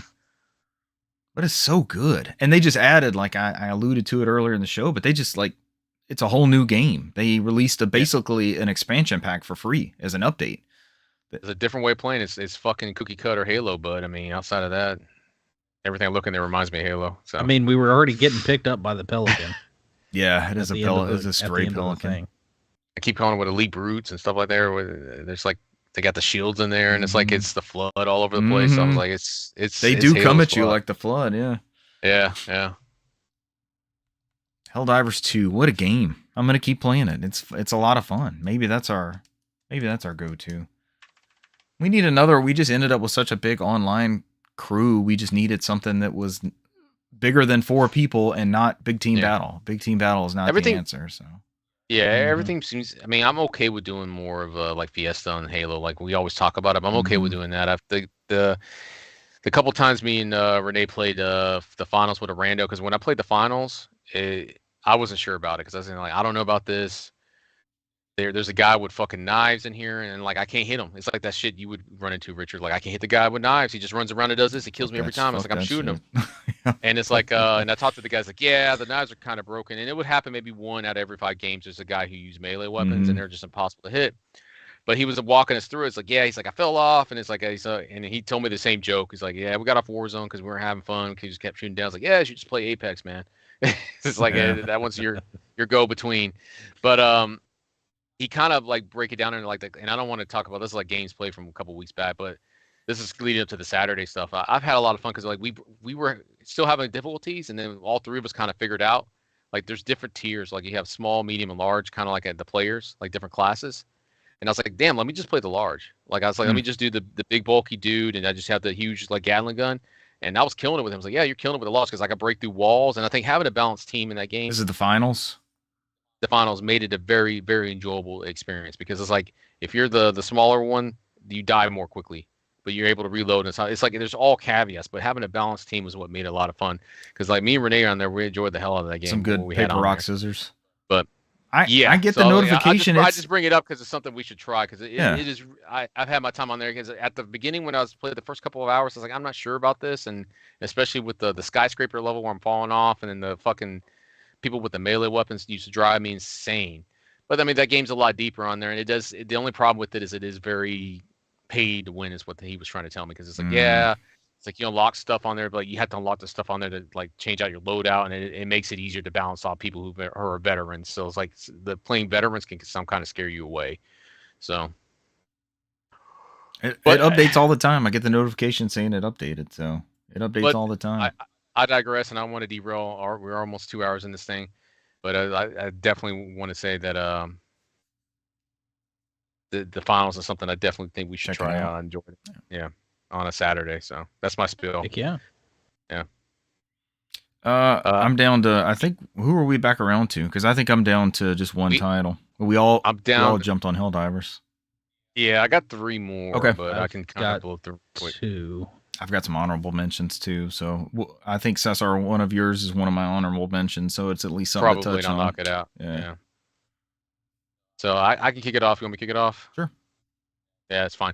So this is probably going to be like as maybe Richard's honorable mentions as Astrobot was one of mine on there too. Oh, it's my last one.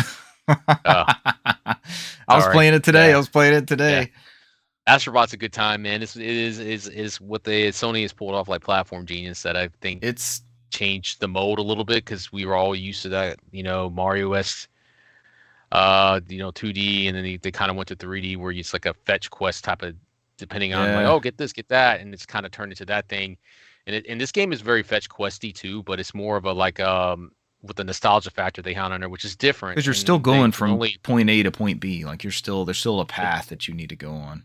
And you're still accomplishing certain goals, and you're still collecting Astros or bots. Yeah. Astrobots. And then the nostalgic factor on there, because a lot of that stuff is, they're Astrobots dealing with PlayStation franchises or franchises that have been associated with PlayStation or been on PlayStation consoles. And it's a fresh perspective because versus sometimes where, like a Mario game or something like that, which I don't think I ever, it's been a while. Like, I don't think Mario Galaxy I ever sat there and got everything because I was like, I just beat it and I was done with it. And the same thing with Mario Galaxy 2. But I think this one, it compels you to like, all right, let me see what this bot is. And it kind of pushes you forward to kind of find those things. That's how I'm playing this one. And that's why I'm not done with it yet, is because I won't move on to the next until I find everything or complete everything. Yeah. And like each galaxy has these extra challenges things. And this one was whooping my fucking ass for weeks. And I would not move on until I beat this challenge thing. As Richard has famously coined before, the Star Road feature of that, where it takes you to another area, which is like Star Road on Super Mario World, which has a more difficult ability on there. And I haven't touched any of those yet. The bosses are great, like the homage to Ape Escape and other PlayStation franchises like God of War. I've enjoyed those. I just did that today. I beat that octopus boss. I didn't say anything else. There's some other ones on there you haven't seen yet that you'll enjoy. I can't wait. It's phenomenal. I'll leave it at that. But we've been gushing about it. I know Brant wants to pipe up. This is a perfect video game. It's polished. It is. It's timeless. Like this art style and everything is going to look good in 20 years. The only knock I have on it is the PlayStation integration stuff. Like, what is this title without, oh my God, there's Solid Snake. Like, he's one of the bots. Like, that's awesome. They did this with that pack-in game, Astrobot. Was it just called Astrobot? I want to see what this looks like. And I said it's a perfect video game. This isn't a knock. Like, this isn't a good game because of this. Like, I want to see what this is outside of that. Like the VR one rescue mission, you're not rescuing PlayStation icons, right? So that maybe is more of that style that I'm talking about. But as far as like a celebration of PlayStation, the music, the haptic feedback on the controller, the graphics, the replayability. My kid was watching me play, like trying to take on the challenges and looking around for. And they're still updating it, right? They're still adding bots, more characters you can find, and different levels, and speed runs and stuff like that. And it's like a perfect video game. It's phenomenal. Yeah. And then the stuff they're adding is not stuff like, oh, this should have been in the final game. It's not like the stuff we're getting nowadays. You know what I mean? It's stuff like they're adding shit that, oh, this is a cool extra perk that keeps me playing. Didn't feel like I was robbed from paying, $59.99 for it. So. No, it is great. If you have a PS5, you have to have a copy of Astrobot. It's phenomenal. At some point, probably PC. So. Yes, please. And I will probably double dip, even without the haptic feedback stuff. Yeah, same. It's that good. It is a phenomenal game. Yeah, I just cleared the octopus region, whatever that is. Those challenges were whooping me. There's one where it's a platform that's a triangle, right? It's the triangle universe or whatever. It rotates, and then one of the 3 sides is electricity. And at the end of that is one of those green guys that it's like a green glob of goo like a Clue from Zelda, but it spits stuff. And it spits at this arc that is the exact arc that you're flying on as Astro. And man, I died probably 30 times over this course of this level. And I got to that point and I was staring at it and I just stared at it and stared at it until I felt like I had the timing of like jump, jump, jump, hose, like kill the thing from above. And then it clicked. I played it today and I didn't die one time. I stared at that pattern and I just went through it. My kid was like, Dad, did it help because I was here? And I was like, yes, it did help. I'm so glad. I know. And then they were here with me. The God of War level, there's like these green birds hidden around the level. We're totally not giving this game justice, I feel like, as much as we're gushing about it. There's individual stuff in every level. There's an ability where you shrink yourself. Right now I'm doing some time bending stuff. So I'm in a casino and there's chips falling and you can slow down time and jump across the chips to get to various places. And it never stops. It never lets up. It's always introducing something new and a new way to play. It's like you said, that's the part they kind of took from the Mario Brothers, but they put their own spin on there, right? Because Mario was pretty good about introducing a new mechanic at every level that, all right, you got to use this mechanic to complete the level. But it wasn't like as Richard mentioned before, it's not like it's like, oh, they just lifted off Mario. It's like it's unique perspectives on those mechanics. So like it's the same thing that I'll argue to this day that Titanfall 2 had the same thing. Like they introduced mechanics for complete certain levels that, is still unique to this day. But that's my Titanfall 2. Astrobot. You worked Titanfall 2 into the Games of the Year conversation. Well done.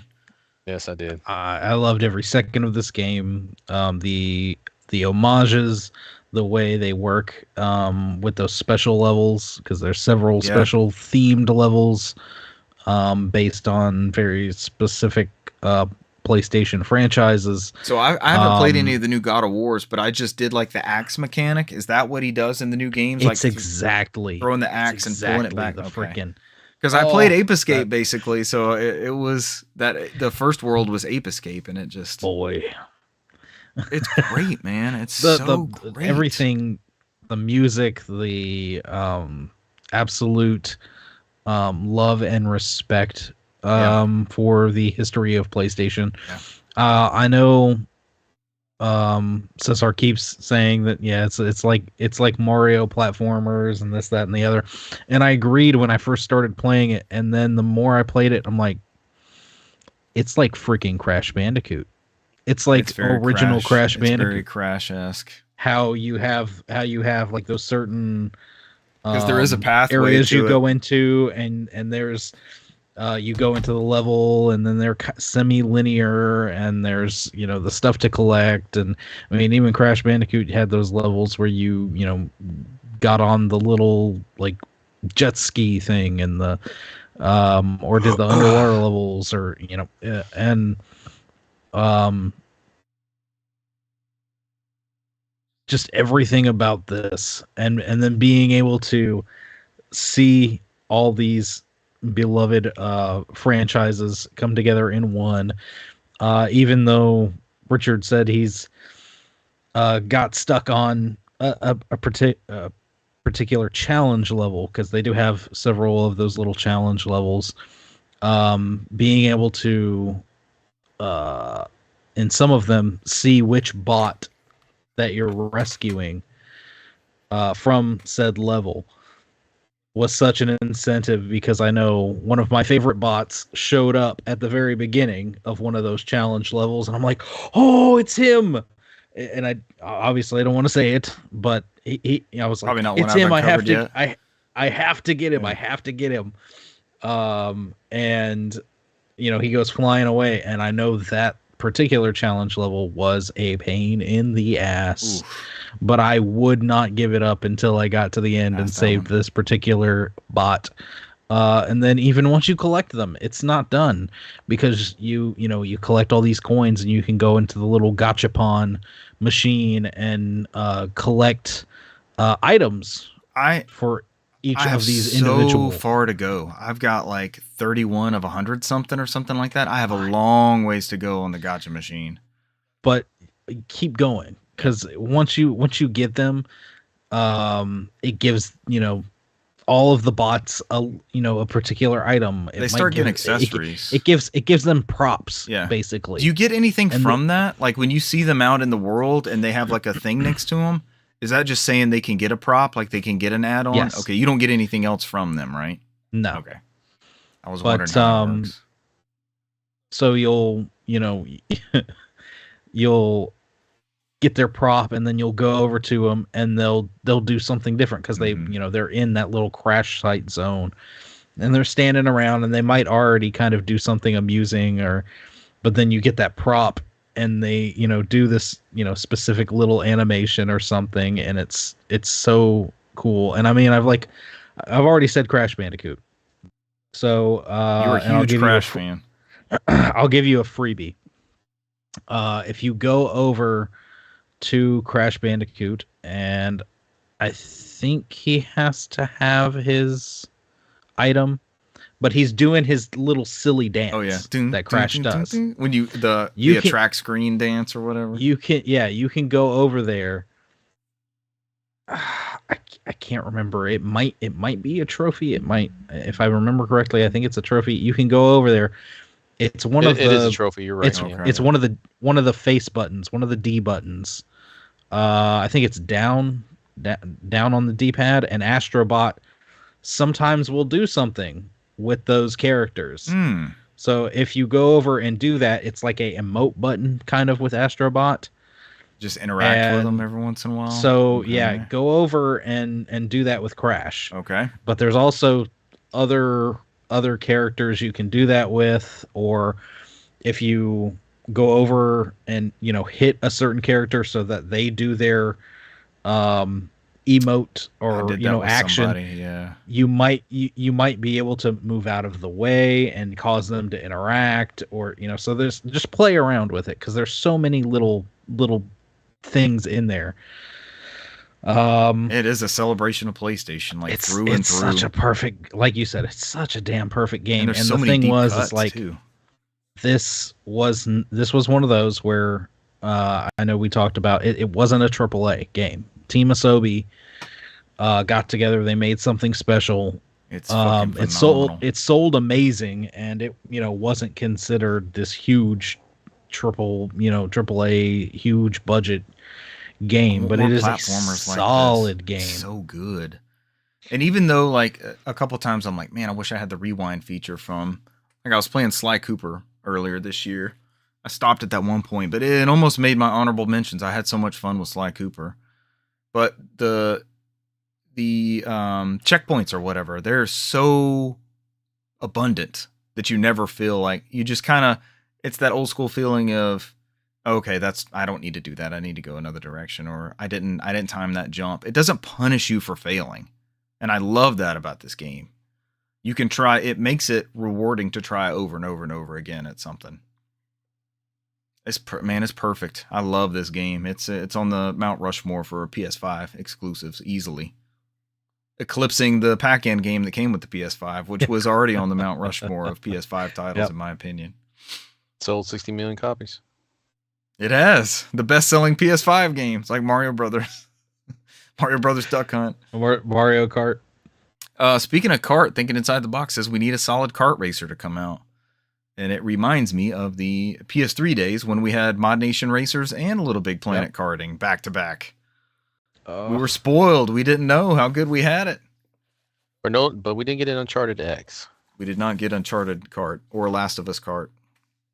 I guess it has to be Last of Us kart next, right? Or Last of Us Part 3. Yeah, you need a third game before you come out with the kart. I'll let you guys keep knocking your list around because I've just got honorable mentions and I don't have a whole lot to add to those. I'll just kind of be touching on them briefly because I've spoken on them throughout the year, or it's something recent. I mean, I think your honorable mention is probably my game of the year. So yes, it's in there because I'm very early into it and I know you were raving about this title. Mm-hmm. Go ahead. I'll let you take this one. All right. You have other games, don't you? Yeah. Mm-hmm. You have other games. Go ahead. I'll go ahead. I'll be quick about it because I think Brant, you have one more left, right, Brant? Yes, just one.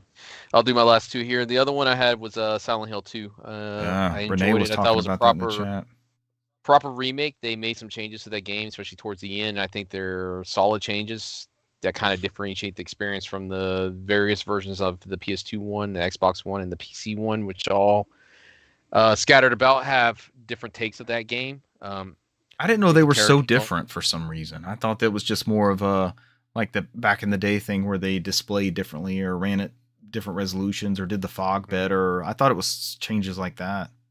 So like the Restless Dreams, and like there's certain characters on there where they kind of go back in there and they explain their backstories as you go through, and you figure out like, all right, how this person came to be and what was their motives, and they kind of made those changes. But the problem is at the time when these games came out, everything was pressed on disc, so you didn't have to. You can't push an update to everything digitally like you can nowadays. So that would be the biggest difference on there. But I do think this is a Bloober team, which is some people would, always be 50-50 on their games. I think this is definitely a good ass game that you would consider AAA, in my opinion. Handled the remake properly and the changes on there and the transition to newer generations and kind of made it its own thing where it doesn't. It's not like a carbon copy, but it feels like a fresh experience. So. And they were question mark at the time. People were wondering how they were going to pull off. Bloober team was going to pull this off. Their quality's always been questionable. Yeah. I've enjoyed the medium. People hated it. So it was always like 50-50. The people loved their games or hated it. It was never like, oh, this is a good game, like from the consensus of the gaming community. So, but I mean, they did it, man. They made a good ass game. I'm excited about the next one they got coming out later this year that they're working on right now. But I think, they kind of brought to light the protagonist, James, in there and his story and him trying to reunite to his wife, and how you divulge into the mind of like how the things you nobody's perfect. There's things people done in their life that make them flawed characters, and then everybody you seem to run into is a flawed character in this game, excluding one. So one character is not flawed, and that when they don't see the aberrations around them, and they just see a normal abandoned town, and nothing comes to kill them, that they are a character that has lived a life of innocence. But outside of that, I think it does a pretty good job of splitting up these characters and how they interact with each other and how they try to get through their own turmoil on there. So, and I think one of the unique aspects that I've enjoyed from the Silent Hill series that differentiates itself from any other survival horror game is that the puzzles on there are always very unique, very different, and they require a mixture of gameplay. And they this game always pushed me forward. I always like felt the tension as I played through it, but it's like I wanted to experience that tension. It wasn't something that made me turn away or turn it off. So I think it's one hell of a video game. It was pretty close to be my game of the year. Nonstop sense of dread. It would have been my game of the year. And I haven't felt that in a long time in the survival horror game, because coming from a person who enjoys survival horror games but does not enjoy horror movies outside of the Evil Dead remake, which was probably one of the best horror movies in my opinion ever made that I've enjoyed.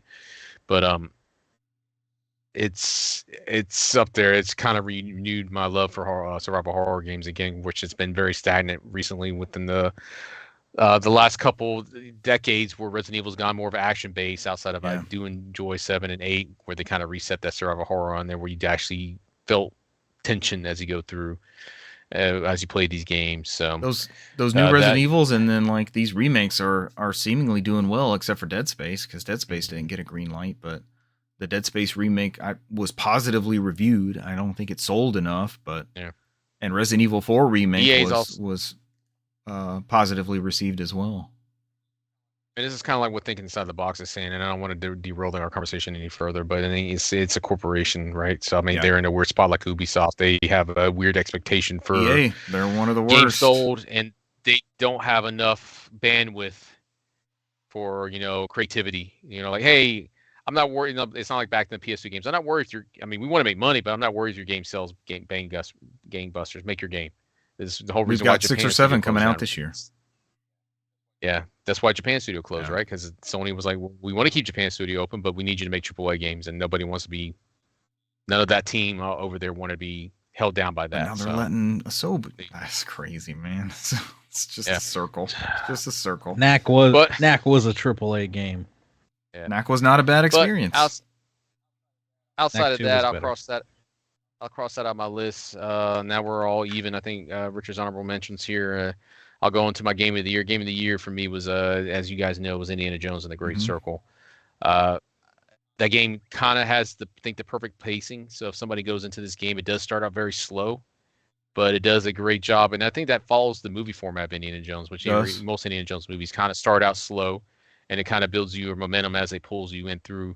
So it's like whoever wrote the script in this game knew what they were doing, because in my opinion, this is like we had varying effects of movies from this franchise for Indiana Jones, but I think that all in all, it hits all the right notes for me. It keeps the supernatural stuff on there. It also I like the supernatural mix with the religious aspects of the Indiana Jones. I always thought I'd done very well having that mixture of all that kind of stuff on the there. occult are ingrained in Indiana Jones lore between the Ark of the Covenant and the Holy Grail. Like that's what Indiana Jones is. So outside of that, I mean, especially in the time period, because it was very believable that a certain Third Reich would look for weird aspirations to win a certain war. Yeah, like they would do whatever they can to win. But it does. I think it does a great job as it goes through. The stakes get higher, which is hard to do. It always doesn't feel like it's more of the same old. But I think I'm trying to get in here where I'm trying to speak the words where I don't ruin it for anybody else that hasn't beaten it yet.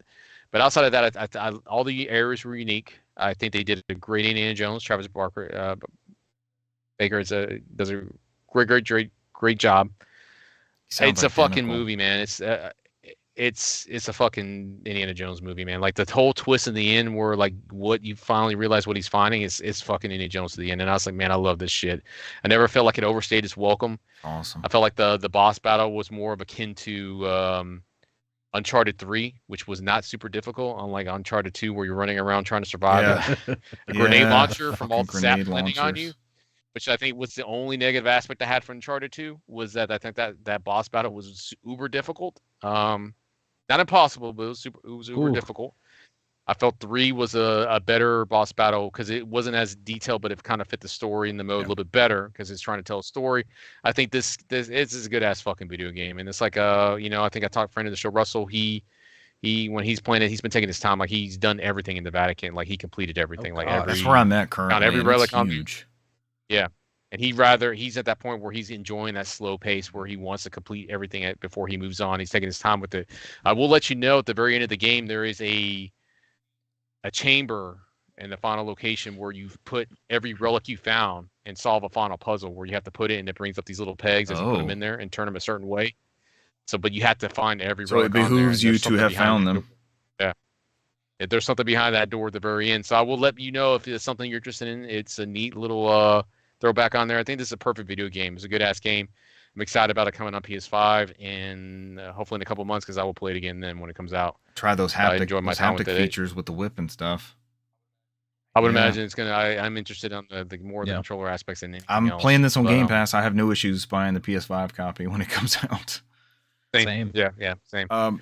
Especially the rumors going around that they didn't sell as many copies as they needed. So they had a lot of people playing it, but they didn't sell as many that they needed to warrant a second game. Apparently, that's the rumors going around. Box said in the chat, "Machine Games for the win," and they've really nailed it. It's a Indiana Jones simulator. It's a simulation game. Like we were always curious about the first person thing. Like, how is this going to work? This isn't, you could have just gone the Uncharted route and it doesn't work for this type of game. This is a fully immersive sim. And I can't remember if I mentioned this. It's been 2 weeks since we recorded, but as I was playing, I was like, this feels like Thief. When I played Thief back in the day on PC, like there's a lot of sneaking. There's a lot of like multiple routes that you can go. When I was talking to a friend of the show, Russell, like he's maybe at the time he was a couple hours ahead of me. He's like me. Like I forgot there was a gun in my inventory.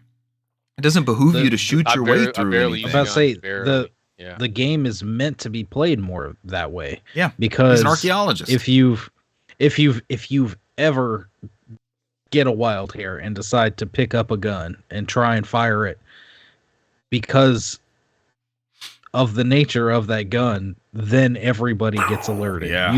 You start seeing people running from all directions coming towards you.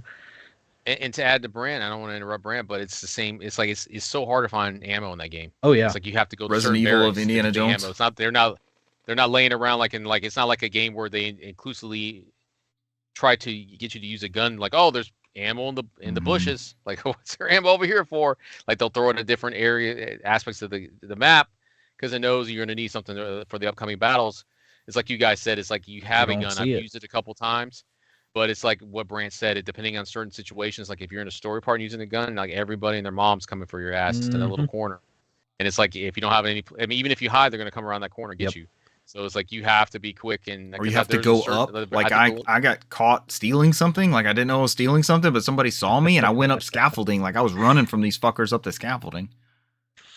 So to answer y'all's question, there was only one part of the game that I was forced to use a gun, and that was at the very end. And that was only because you could probably get through it. I just didn't feel like sitting there and finding the perfect opening for me to use stealth to get through it because there were so many people scattered about. I said, fuck this. I was like, you know what? I'll take a chance. And I survived. It was still dicey. Boy, oh boy, everybody and their mom came through. It was like, once I killed them all, I was like, oh, thank God. I barely had any ammo left. There's a part on a boat that you have to use a gun. Yeah. I haven't gotten there. No boat in the Vatican yet. It is a true immersive sim. Like things aren't, as Cesar was alluding to, video game things. They're not just, ammo's not just sitting there. You have to pick up a wine bottle, which will be on a table or in a cupboard or something like that to break it over somebody's head. Like things are where they're supposed to be. There's no video gamey stuff to it. And these routes. Or fly swatter. What's that? Fly swatter. Somebody to death with a fly swatter. Yeah. Oh, I hadn't seen a fly swatter yet. Yes, it's in the next area after the Vatican. You'll see it on there. It was a good time. Awesome. Just make sure you use fly swatter on somebody. Yeah. Is it an achievement? Is it an achievement for whooping somebody with the fly swatter? Nice. Yeah, there's a fly swatter in the Vatican. Oh, maybe there was. I know there's more. It's more Freddy full on the environment in the next area. So. But everything on there, the problems. I mean, all the puzzles. I think some of the puzzles I was a little underwhelmed. Sometimes I was like, and then some of it's like, yeah, this is pretty good. And sometimes, I mean, I always flip flop back and forth because they were like the puzzles I encountered on there. Sometimes were not intuitive, like sometimes using your knowledge on there. A lot of it's like platform based, like, oh, I just got to hop over to this, or I got to turn this a certain way. I think there was a couple where I had to actually think about, and that they were done very well. Like there's a part where you had to turn a circle with a log of wood, and that as you got to the final circle, that wood will always block the way, and you have to like, oh fuck, I have to go look at it here and insert the wood over, and the wood automatically slides depending on where it's at. And so, like, there were certain ones on there that I sat there for, like, maybe 10, 15 minutes, like, sheesh, I don't know if I'm going to have to be able to beat this. And then I finally get through. I was like, oh, hell yeah. Game facts. And then there's some on there. And then there's some on there that that I was like, I don't know if that wasn't too difficult. Like, there's certain dungeons or whatnot I would go into because, like, yeah, you know. But, you know, I think that's why I think I had that conversation with a friend of the show, Russell. Like, I felt like maybe I should up the puzzles difficulty on there. And I was like, maybe leaving it on normal wasn't enough for me. It has great slider options for that might be puzzles something and difficulty. that might be something I may do when I play it again on PS5. Is I might up the puzzle difficulty and see how differently it plays for me. And you'll probably still retain some of like the ground level understanding of the puzzle, so you can do like an advanced version of it. Another playthrough. That's a good ass game. I love that story. That's up there, man. It's like one of the best stories. One Indiana Jones stories. I mean, I had the pleasure of playing it, but it's up there, man. That little twist at the end was nice as hell. I like it. It was good. The villain was good. I was on the ropes about the villain because the boss would only show up on certain parts, and I was like, he's douchey like any other Nazi would be. And I'm like from all the Indiana Jones movie, he fills the pillar on there, but he kind of fits his niche at the very end. Where, you know, like all of them are, like, not everything they're doing is for their fatherland, you know. Sometimes they're doing it for their own aspirations as well. So like some of those movies would end up on and towards the end, ended up being more multi-layered than initially thought. Just like the movies. Like the movies. Because I think what was Gantz was the only one that was the patsy. I got he was the only one that was Gantz was there to monitor Voss. I got choked up early on. Marcus Brody is a character in the game, and that character and that actor have been gone for a long time. And like to be in that universe with that character again, it's like, this is special. They nailed it. They knew what they were doing, creating an Indiana. This is not an Indiana Jones license paint over another game. This is a through and through Indiana Jones title. It's a labor of love. It's a labor of love. Whoever wrote the script, I think, you know, they knew what they were doing. It's a labor of love. I enjoyed every minute of that game. I'm glad it holds up. Very memorable. It like I told you and Russell, I think it's in my maybe my top 3 games played. Ever. Man, all video games ever. It's in top 3. I'm a huge Indiana Jones fan. High praise. Fan. I mean, it sells more for me even more. So it's like man, that twist at the end when you know what you were doing and what all this was for, it was nice. It was fucking, it hit, man. It fucking hit. That game was so fucking good. I love it. Good ass game. I still thinking about Highest it. of I could praise. literally fire up a new save and go through it again and never feel bored. Good. So that's my take on it. That's my game of the year. So. All right, Brant, you got to gush on something. Well, my next category is best indie game of the year. Is it Indie with a Y or Indie with a I? I have to say, Cesar discovered the best indie game of the year. That's not bad. I'm about to say I stole this joke. It's Indiana Jones and the Great Circle. There we go. I didn't mean to ruin your joke, Brand. I thought you were going for indie game. But... I did steal that joke. I'm gonna echo everything Cesar said. It is a great game. The writing for the story is great. My gripes do fall with the puzzles. Is like they weren't really that difficult. I might do like Cesar said, because I do plan on double dipping. You might try and go up on the difficulty on the puzzles, because the majority of them, it's like it took me a couple of minutes to just like play around with it, but it's like it wasn't very difficult at all.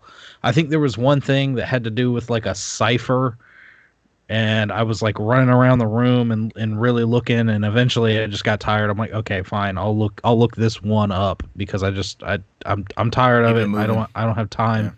Yeah, I want to keep this going. And then other than that is some of the like platforming progression. No doubt that after 6 games, Uncharted had this down pat where you could tell where you needed to go. Right. Follow the yellow, follow this, follow that. Indiana Jones with machine games, it's sometimes it's very noticeable, and other times I'm like, am I supposed to jump to this? And then I try to jump to this, and I either fall or I glitch onto it, and he just stands there, and then I finally get back, and then proceeds to fall, and then I'm like, okay, then what the hell was I supposed to do? And I go back and I look at it again, and it looks like I'm supposed to jump to that, and then I go and I jump to it, and he grabs onto it and just starts climbing up. I'm like, what the hell happened the first time? So to bring up, and I don't want to take away from Brand, but Brand's right. I didn't mention that on there, but there was annoyances on a certain level where it expected me to grab vines and flowers to climb up, and I'm like, there's nothing marking it. There's nothing marking it. That's the I look around, and like, there's no ledge for me. It's like, maybe that's what they want me to do, is jump and grab this flower thing that's obviously not a vine. It just looks like flowers, and I just go, oh, he grabbed onto the flowers. And it's like Brant said, sometimes there's yellow paint on stuff. Sometimes it's very confusing. I've noticed they've started marking, and it almost looks like bird crap on like some ledges or something. Yeah. It's like, oh, is that what I'm supposed to? When most of the scene is like brightly colored stuff, and then you have a gray ledge, and then it has just like a little bit of white as some weathering, and I'm like, is that right? Is that where? Okay, that is where I'm supposed to. Okay, they could have made that a little bit more pronounced or something. But I'll chalk that up to, this is Machine Games' kind of first outing with this. They've already have an amazing game. It is an amazing game. And I'm really, really hoping they get the opportunity to make more in this Indiana Jones series. And if they do, I can only imagine they will put that little bit of polish to it, where we will, like I said, Naughty Dog did 6 games. So yes, of course, by Uncharted 4, Lost Legacy, they knew how to guide the player where they wanted them. So I can only imagine that Machine Games will get there. We'll figure out exactly how to show the player and put these just little tiny tweaks on things. But other than that, everything Cesar said it's an amazing game. I had a bit of that immersion break in the very first area when you're in the jungle. You can walk through the jungle until you can't, and it's like, well, okay, I was trying to head to this thing, but I guess it's not Skyrim. You can't just walk over the hill, and it definitely wants you on a certain path, just not.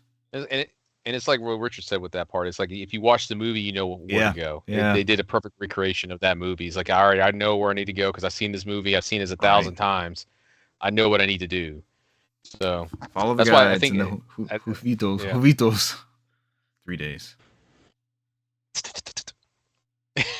Still fresh. They might be Yeah, watching. but like, how are they? They're ahead of you. How are they? How's the dart and the tree in there? Like they're almost caught up to you. That part got me too. It was like, what was it? Because I think they were chasing with Forrester, right? The one Forstall. that met his untimely Yeah. end. And Forstall, and then He was the good. cave. I thought you said he was good. He was good. Not good Oh enough. yeah, that intro. That should be a. He wouldn't know what was it. He said he was good. He was good. That's what he was said. good. He was good. That should be a demo. They should release that first part as a demo, and I think that would spur sales some more. I'm gonna touch over my honorable mentions. I think this will be less than a couple minutes. I had Indiana Jones and the Great Circle on there. This is gonna be an all-time favorite, and it's up there with Beyond Good and Evil for like remaster experiences this year. I put Legacy of Kain Soul Reaver Remastered on here. I just recently bought this and I couldn't put it down. I think I'm like 6 hours into it and I could not put it down. And it's obtuse. You don't really know what's happening. The combat is janky as fuck. It's not that great. But just the universe and the world building and the like, it's not the spiritual world. What do they call it? The spectral realm. Like the two realms that Raziel switches in between. And I mean, they put him in like some boiling water, right? Like that's where he got his deformities. Was like some kind of boiling water. Remember, like where they left him there for decades. No, he was there for centuries. Almost, the very beginning of the game, for centuries, because he developed faster than Kain. He was like an offshoot of Kain, and he developed wings. Yeah, Kain ripped his wings off. Yeah, and Kain, it was just jealousy because he had developed something faster than Kain. But it just, man, the music and the atmosphere, and I love being lost in this game. I'm where Brant is on some of the puzzles because there's a lot of block puzzles in this game, and they're the God of War puzzles, or Zelda, or like Ocarina of Time when you would push them around. I did not miss that. Dude, there was not miss that trend. So there's one in the spectral realm. Raziel can lift just about anything. He's like super strong and that sort of thing. So you have to remember these certain mechanics, switching back and forth. And it looks like there's a ledge that you can push this block over, and you can't. So what you have to do is like push it off the level onto the bottom, and then you switch realms, and then you can push the block up the. And I was just like, man, I'm not going to get past this. I have no clue because the geometry looked like I shouldn't be able to do that. And then right now I have run into Kain again. I've killed one of my brothers. There's like multiple brothers of Raziel, and those are the bosses that you're going through. And the boss battles are super. They're not combat powerhouses. They're puzzles. So it's trying to figure out these patterns. And right now I'm fighting Kain, and I cannot. He hits you with this thing and sends you to the spiritual realm immediately, and my Steam Deck right now is on pause on that screen because I have no fucking clue what to do. I go into that spiritual realm and I heal and I get out of there, and no matter where I go, if I get behind something, nothing, he hits me with that beam and I go right back into it. I'm like, I don't know what the fuck to do, but it's so good. I'm so into that universe. It's fantastic. Minecraft. I never thought I would say this. My kids have me into Minecraft. And I can't remember if it's been in that 2 weeks or not. Did I tell you all about the lush cave? There's like a lush cave that we found. So we were digging out this area, right? And I just like to mine. They know how to fabricate things and they build like better pickaxes and all this stuff. I just like digging, looking for materials. So we dig down. The diamond pickaxe. Yeah, I love it. So we're digging down in this area, and that's all I'm doing is digging, and they're like crafting things and building windows and all this stuff, and I just like to dig. It's fun to me. And I'm on the Xbox, and they're on their iPads because iPads are an Xbox now. And this, I'm just mining, and this tunnel opens up, and it's this giant cave just in the middle of nowhere, like with a waterfall flowing through it, and bats and like lava, and it was almost like a Breath of the Wild moment. Like all this was here, like right here. And I was just, and I got it. That's when it clicked. Like, okay, you can make this game whatever you want to. I like to dig. And I discovered that. And it was Breath of the Wild, the original Legend of Zelda. Like it captured that exploration feeling. Skyrim, like when you stumble onto something in Skyrim, like a dungeon or some, haunted castle or something. And that was really, really cool. Indiana Jones and the Great Circle. I need to get back to that. I was enjoying every minute of it. And last but not least, Resistance Fall of Man. My first playthrough since Cesar and I played at co-op when the PS3 was brand spanking new. I did it on a stream, and I went back and edited all those video titles to like part 1 through 7, so you can watch all parts of the Resistance playthrough. I had a fucking blast with it. And apparently that Resistance tag on Twitch brought some people into the chat that like really love this franchise and want to talk about it and see people play it. And that was just an awesome moment that I was able to enjoy over the past couple weeks. And I'm kicking around what to stream next because it was so much fun. And I think I'm just going to go straight into Resistance 2 because I want to know what happens. And it was a lot of fun. Complete the trilogy. It was so much fun. But those are my honorable mentions. Just wanted to throw those out as experiences over this past year. Did you guys have any you want to touch on, or did y'all weave them through your tales? I weave them all through mine. I'm done. Yeah, that's it. It's late. Is that our? We're gonna put a wrap on 2024, even though it's the first day of 2025. Yeah, I think my aspirations for this year. I mean, I did a pretty good job last year playing mostly new releases. I think my goals for this year is play a mixture of everything. Yeah. But I'm going to try my best to complete what I started because I mean I know there's times where I think I'm having I'm the prime offender of that. Issues with Sonic Generations where there's certain parts in the game where I've gone on there. It's like, man, I don't know if this is fun anymore because like some of these 3D levels where Sonic just coherently just jumps off, and I'm like, this is the part I don't like about 3D Sonic. It's like he does that shit where it's like they expect you to home in on stuff, and then when it doesn't work, it just whoop. Yeah. I'm like, bad game mechanics are just bad game mechanics. So I think I'm going to try to inspire myself to sit there instead of jumping around multiple games. It's like, you know what, I got this game in there now. I know we're not talking about games played, but next week I'll talk about Fantasia. I've been playing a lot of that, and I've been enjoying the hell out of that. I'm about a good 10 hours in that game. The Mistwalker joint or whatever, his second studio. Yeah. Basically, Final Fantasy 16, I guess, or 15, or whatever you want to call it. The replacement, whatever Lost Odyssey spun off to 13. Lost Odyssey's 13. I guess last story would be like 15, and this one would be 16, I started this on Apple Arcade, and it didn't grab me. But a friend of the show, Joel, raves about this game, too. It's so fucking good, man. It's like that little slow bit on there. It's annoying in the beginning of the game. I was in like a factory or something, and I was like, this kind of sucks. Once you get past the factory and you go more into his background and you start interacting with people around his war area, and you talk about the Metalteria and stuff like that, how it's corrupting the world, and you know this. Then it's like multiple worlds, and you're like, holy shit, this game's way deeper than I thought, and then you think it is. So. And it has that whole bit, which I love from Lost Odyssey, when they do the background of certain characters. And I'm already talking about games. Here we go. When they do the backgrounds of certain characters. Remember Lost Odyssey would talk about Kane's past, and it would go into like these little paragraphs, and you read the story as they read it to you. It does that in this game too, which is perfect. Like it just does in this little aspects, and when he's remembering stuff that he's forgotten, and he goes in like, oh, this is the first day, you know, where he's met the girl in there, and it's like it kind of recounts everything, and it follows that whole story where you kind of read this. I think it's great storytelling in the game. It's a fucking treat, man. It's such a throwback. It feels like if I pop this in, if I showed this to somebody who never played a PS2, PS3, or PS4, or PS5, and they only play PS1 games, they swear up and down that's a PS1 game that they're playing. Outside of the weird indicators that they could tell that it's a mobile game because there's stuff on the screen that pops up that wants you to touch the screen. Like, oh, swipe up to do this. It's like the indicators are still there, which is kind of weird, and it takes you out the immersion a little bit. But after a while, you just kind of just take it out of your head. But it feels so much like a Final Fantasy PS1 game. It feels so much like that. We need more games. We need more games like that. Yeah, I'm not going to derail our conversation, but like that's my aspirations for 2025. Yeah, it's a good goal. It's to sit there. I think my biggest thing is I'm going to try to play the new releases when I can. I'm not going to try to play day and date because I don't have the money for that like that. But I do plan to go through my back catalog. We all have backlogs. We all have crazy backlogs. I plan to go through and try to whatever I start, I'm going to finish.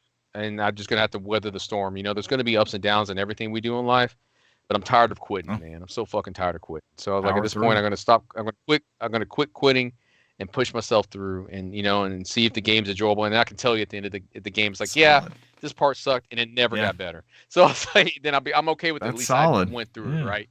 So I mean, that's me. That's what I plan to do for 2025. How about you guys? So, Brent, you want to take that one? The same. I was looking at the list of my games played, and it is a lot shorter than it has been in previous years. It has been diminishing. And I need to kill some of this backlog. Backlog never ends. And the Steam winter sale didn't help me at all. I tried to do better about it this year, but I still wound up falling into that trap of, oh, I don't know what to play. Oh, look, here's this game I love, and I've played like, I don't know, Comfort game. 50 times now. You know what? Let's play it again. Let's play it again. Days Gone. Yeah. Is Days Gone for you? I'll play Days Gone this year. How about that? I'll play Infamous Second Days Gone again, and not again, but for the first time. We still need those Days comfort Gone. games.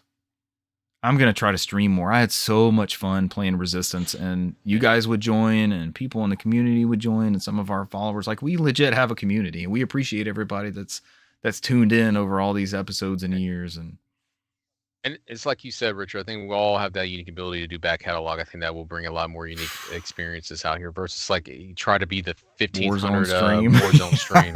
You're right. So, it's like, and we're not, and I'm just like, we're not great. I'm not saying we suck, but we're not great. So it's not like anybody's gonna come in here like, all right, these guys are gonna get these kill streaks, and what I mean. I said the whole time in Resistance, like, I'm not a good gamer. You're gonna see some fuck ups here. I'm gonna throw a grenade at my face and watch it blow up. And remember the hedgehog grenades from Resistance? I would try to crouch or something and hit circle, and it'd be right there in front of me. And I'm like, I'm just waiting for it to blow up and needle me to death. You did a fine job, and you brought a game out there in the community that I literally searched Resistance on Twitch, and you were the only person playing it. And I think that's how people found our show. I think we got 3 new followers just over me streaming Resistance, which was fun. It was such a good game. It still holds up. Those some classics. So I do like the fact that I don't know, it's a lot of work, and I appreciate you doing that work, Richard. But like we can all find those hidden gems stuck on consoles that people have. Like Killzone will be another great one. I know you dabbled Killzone in the past, Richard. So I mean, hopefully. And I enjoyed what I played. That's something I fell off of it, but I think if I stream, like, there's that expectation of keeping going through it. It really helped me. Yeah. And manageable things, like when I'm searching, it's like, I'm not gonna do Metaphor. I'm not streaming Metaphor. If I'm ever gonna make it through there, and I started that game and I loved what I was playing of it, I've got to be able to play it on Steam Deck and just like sneak in 30 minutes here or 45 minutes there and not have a dedicated stream of something. That would be my concern as well. Like, it's stuff that pulls you in. It's like I want to stream more, but that's something I have to work on because like I can't stream Fantasia because I'm like, it's an RPG. It pulls me in. As it's the first time I experienced it, right? I'm not used to seeing something and immersing myself in that gameplay, and then also regulating conversations with an audience, right? Because that's what you have to be good at. So I tend to play more RPGs. That's something I got to get better with. Because if you ever watched the stream I did for the finals with Renee, I was very quiet in the finals because I'm sitting there trying to figure out the game. I'm going around like, all right, trying to understand the mechanics. I can't really talk it up. I'm like, I don't understand. I'm getting frustrated at certain points. So it's like, that's something that's one of my goals, as a streamer that I need to work on is, working with the unknown and how to mesh with it and not kind of stop or slow me down type of thing. So it's fun. The more we do it, the better we get at it. Oh yeah. I want to see more, I guess industry wide. I would love to see more stability. Let's get more of these AA things. Let's get more remasters out there. Let's bring some of these things that are stuck on consoles out. And to your credit, Richard, we need to start putting our money where our mouth is. Like I'm buying that Tales of Grace remaster. I'm buying these remasters that I want. I'm buying I spent all last year, bought every Nintendo AA remaster, every one of them. I'm sure most of us did. Almost day and date. So I pretty much get every Nintendo first party release. I spent $200 on Croc. I still. Brant did the ultimate sin. I spent $80 on Croc. I only bought 2 versions of that game, but I did not buy collector's edition. So, name in the credits. Yeah. But I think at the end of the day, I think instead of putting your money where our mouth, with these AAA games that we're expected to sit there and buy like Call of Duty and not making sure that we don't spend the full 60 on these games or 70 on there, but buying these other titles that are I mean, I got 2 copies of Tales of Grace coming in. Do I need 2 copies of Tales of Grace? Do I need them day one? Now, I know they're going to drop down to 20 at some point, but I'm going to go ahead and support it. It's not my favorite Tales, but damn it, I want some more remastered Tales games. So I know day one I'll buy those. I might not buy everything day one, but there's certain ones that I definitely want to support. That, and this, like you said, in this industry, that I feel like the whole reason why I'm bringing it up is because I think if we split our money more in these AA games and they sell well, these publishers are going to look at like, fuck, we probably just need to do more AA games, because I think that, like I said, the AAA bus is going to come soon. At some point, they're not going to hit the sales they want, spending these $400, $500 on these games, and they're like, It's not sounding like they used to. It's like that's cool if we have like maybe one God of War every 4 years, but there's other shit you can release in between those 4 years. You know what I mean? You don't have to sit there The and other wait. God of War games, 1 through 3, or the PSP ones.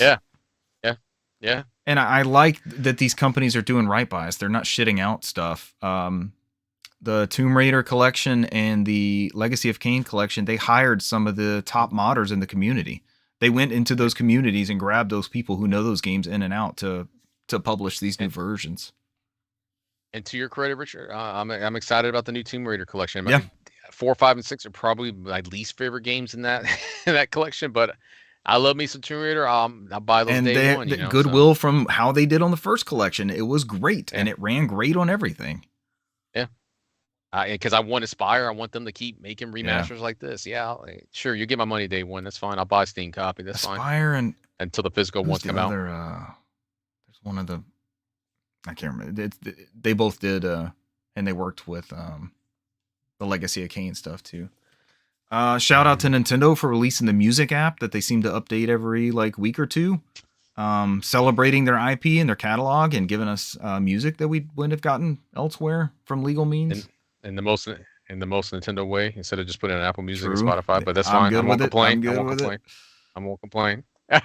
I like celebration of IP stuff, and Brant put it in the news, but there's a hint of PlayStation looking at their IP and kind of the most PR response of all time, that they will or will not ignore that stuff. But a lot to look forward to in 2025, and if nothing comes out, I have plenty of games to play.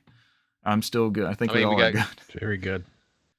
It's like you said, we got Ghosts of Yotai coming out. I mean, there's some AAA games coming out there. We have Death Stranding 2. I've been wanting to get into Death Stranding and finish that game completely. So it's on my list for this year. You have to play it on the beach, though.